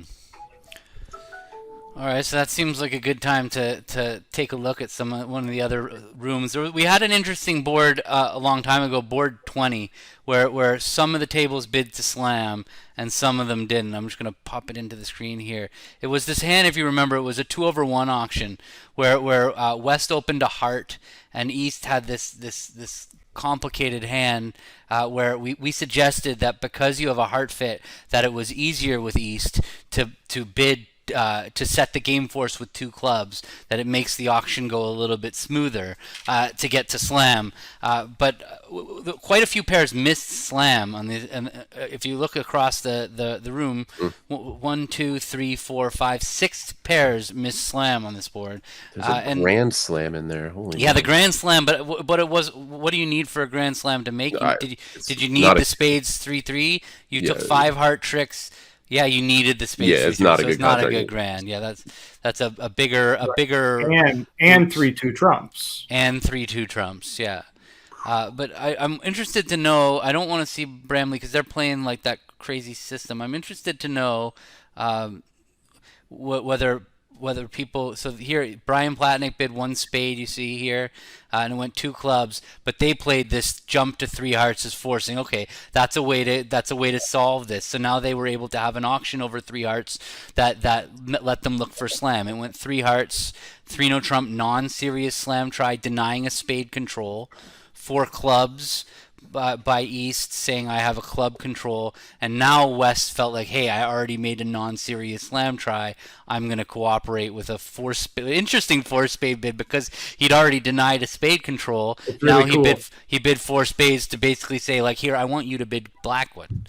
That's basically what four spades did. Partner did bid Blackwood, and then they settled in I slam. mean, it could also be I have the queen of spades, right? Like he has the Yeah, best yeah, spade but hold I in mean, the he just deck. had everything for a non-serious slam try. Once he limited his hand with a non-serious three no trump, now when partner still cooperated, he's like, well, how can I not? Right. And plus he didn't have a diamond control, so he couldn't bid four diamonds. So he bid four spades to let partner know it. And that was a Yeah, very great excellent thing. auction by them to get to Great slam. And then just see another. I'm not going to watch the one that we saw. What about this one here? Here they started one heart. Shannon and Kevin were playing a heart and no trump showing 5+ spades, and then two clubs, two diamonds showing the a game force. Partner made the default bid. You see there, their default bid was two spades, like I was suggesting that Warren and I do. Now three hearts set trump. Four clubs. I don't know whether it was serious or non-serious, but they play a strong club, so it's probably not as much need for the serious or non-serious. Last train. Okay, and look at that. He said, "I'm not passing four hearts in case his partner hesitated." And then, yeah, that's how they bid slam. So they had another good auction. And let me just check back to see if that boring hand is over. Another nice thing you can do when you're on tablets is you can announce your intentions in that way. Yeah, I don't know if that's so legal or whatever, but what do we have left here? We have Billy and Gary. So Gary also bid a spade, and it went two clubs, two diamonds. See, it worked out well for them. The partner bid two clubs, that they got to bid two diamonds, two hearts, three hearts, and now what was three spades by Billy? Yeah, actually, I guess you could always just pass anyway and say you changed your mind. I don't know. That's weird. Yeah, I don't think that's a legal thing. Yeah, so I don't know No. what three spades was here by Billy. It's not alerted, so it means he made a control bid of spades. And interestingly, there you see he bid two hearts as his default bid over. So different people have different rules over their four suit forcings, and I honestly, that's the truth of it. A lot of people aren't able to. A lot of people don't know what they're doing over four suit forcing, and it's something that every partnership has to. Right. And, even in this event, right, a lot of the partnerships are like the best in the world, but there are lots of pretty casual partnerships. And, your default bid in these sorts of auctions is often something that is not discussed. Right. Which may well have contributed to Drew and Amber's auction. Like, I don't think they play together that much.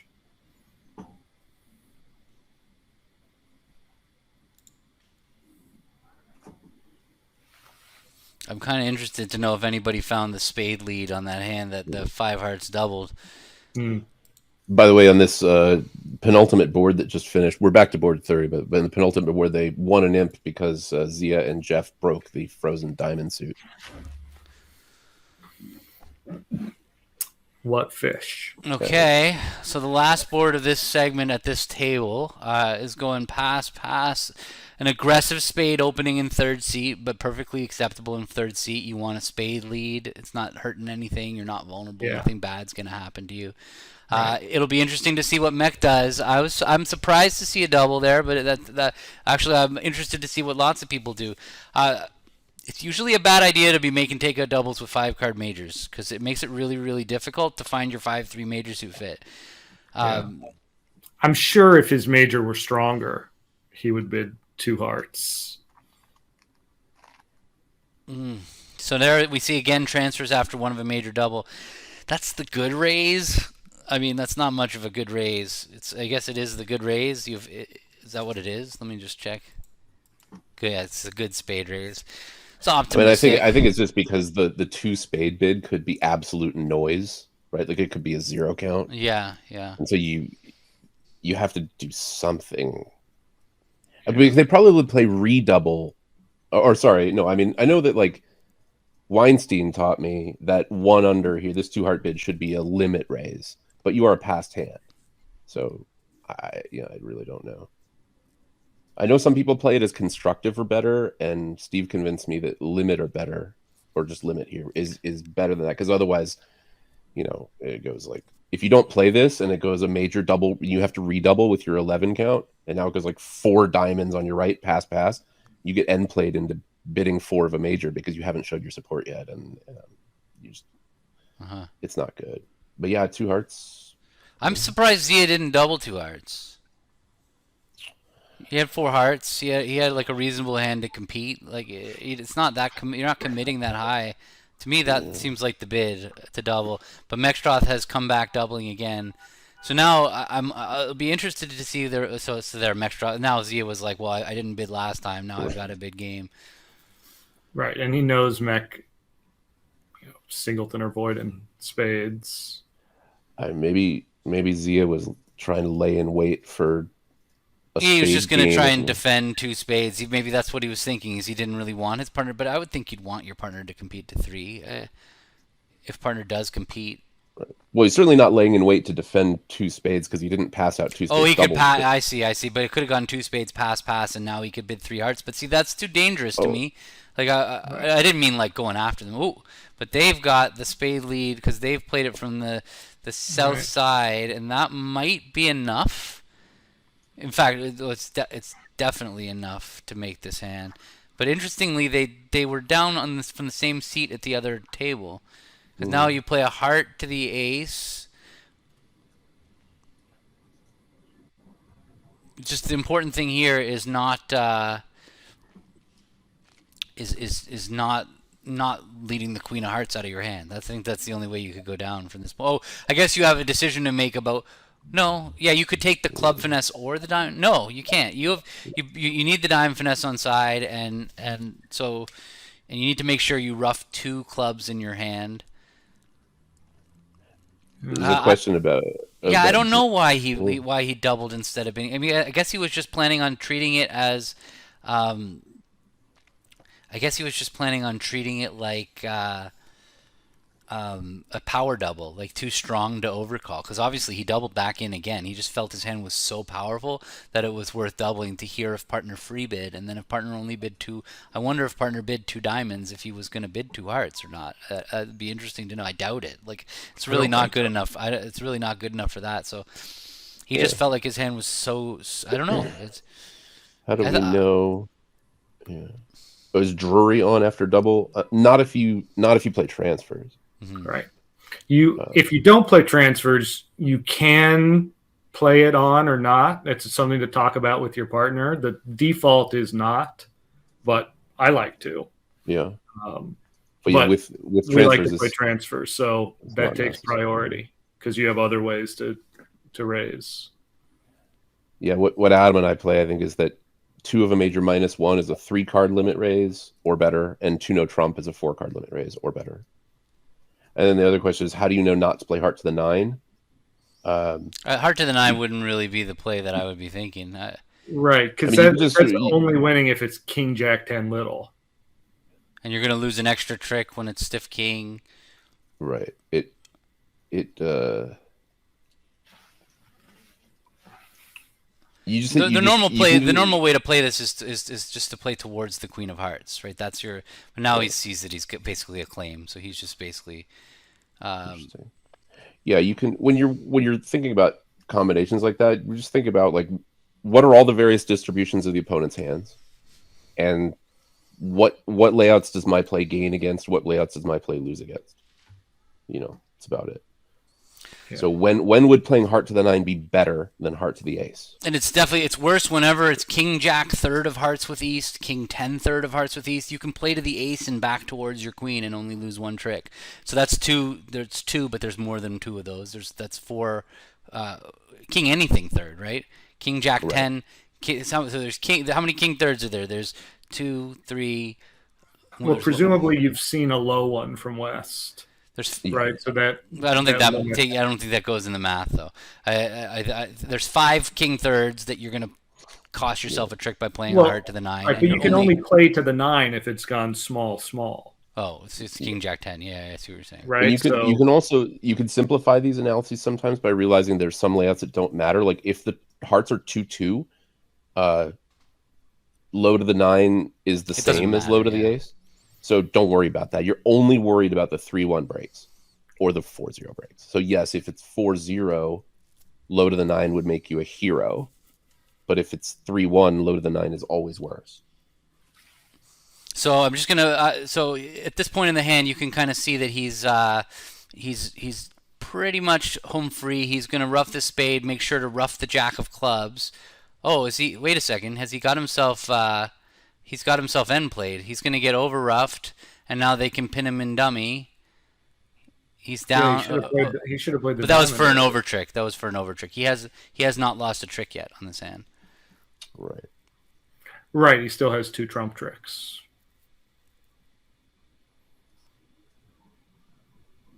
Yeah, and I think he also realized that the opening lead basically gave him the contract. The opening lead gave him the contract, yeah. If it's King Jack 10 offside, then you want to play low to the ace and low towards the queen. Then you lose only 1 heart. So just to wrap up this set a little, so this is the scoreboard. You can look. This is the round of 16, and two tables, the number 1 and number 2 seed have not started yet. They'll start again on Wednesday.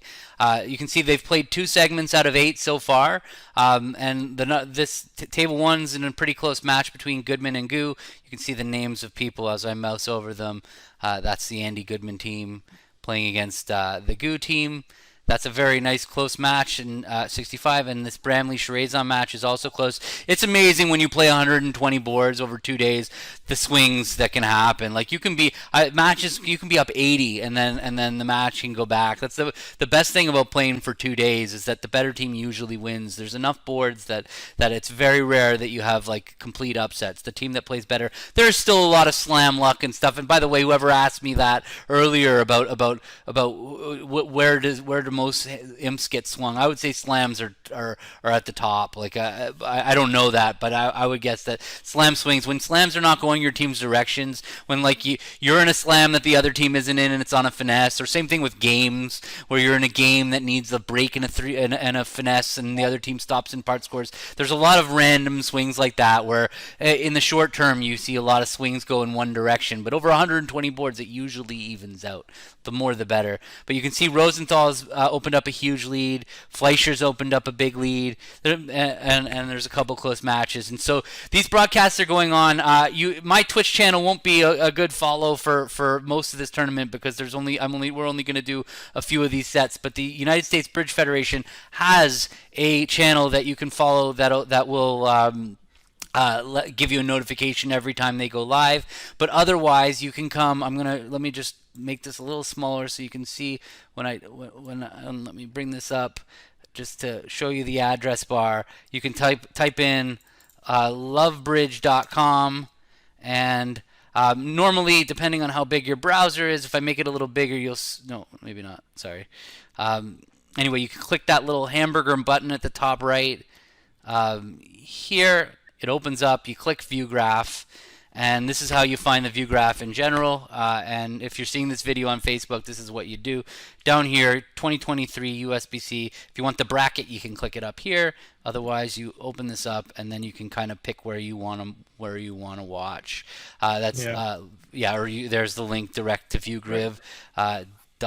And there's great voice commentary for all of these matches. I know the 3 of us are going to be back Sunday at 11:30. Is that right? Yeah, and I think I'm going to be back on Wednesday at 1:45. I'm doing a set, and otherwise I'll be back at some point whenever they schedule me. Mm-hmm. Thanks. I got to drop off. I had a work meeting that started 5 minutes ago, but thanks. This was really fun. Yeah, and, thanks. I'm glad we got the audio issues sorted out. That was like, so glad. I felt like my stomach dropping out from underneath me. Yeah, it was frustrating. We got really like on it. It's such a helpless feeling when you're live, you're ready to do commentary. Like I can't do tech support. The fact that you solved that, Greg, was awesome. I literally just typed it into Google, man. That's how I don't know, but there is an art form to knowing what to type into Google. Anyway, I gotta go. I'll see you all again soon. Thank you Someone very just much. said the Berkowitzes are all commenting together. That'll be fun. fun. I think it's all 4 of them. So I would recommend that. All right, cool. Well, thanks everybody. We'll see you guys next time. And if you are watching this, follow the Bridge Winners page or follow my YouTube if you're found it on YouTube or on Twitch or wherever you do. Subscribe, and there's more content that comes that's not related to this tournament. But anyway, all right.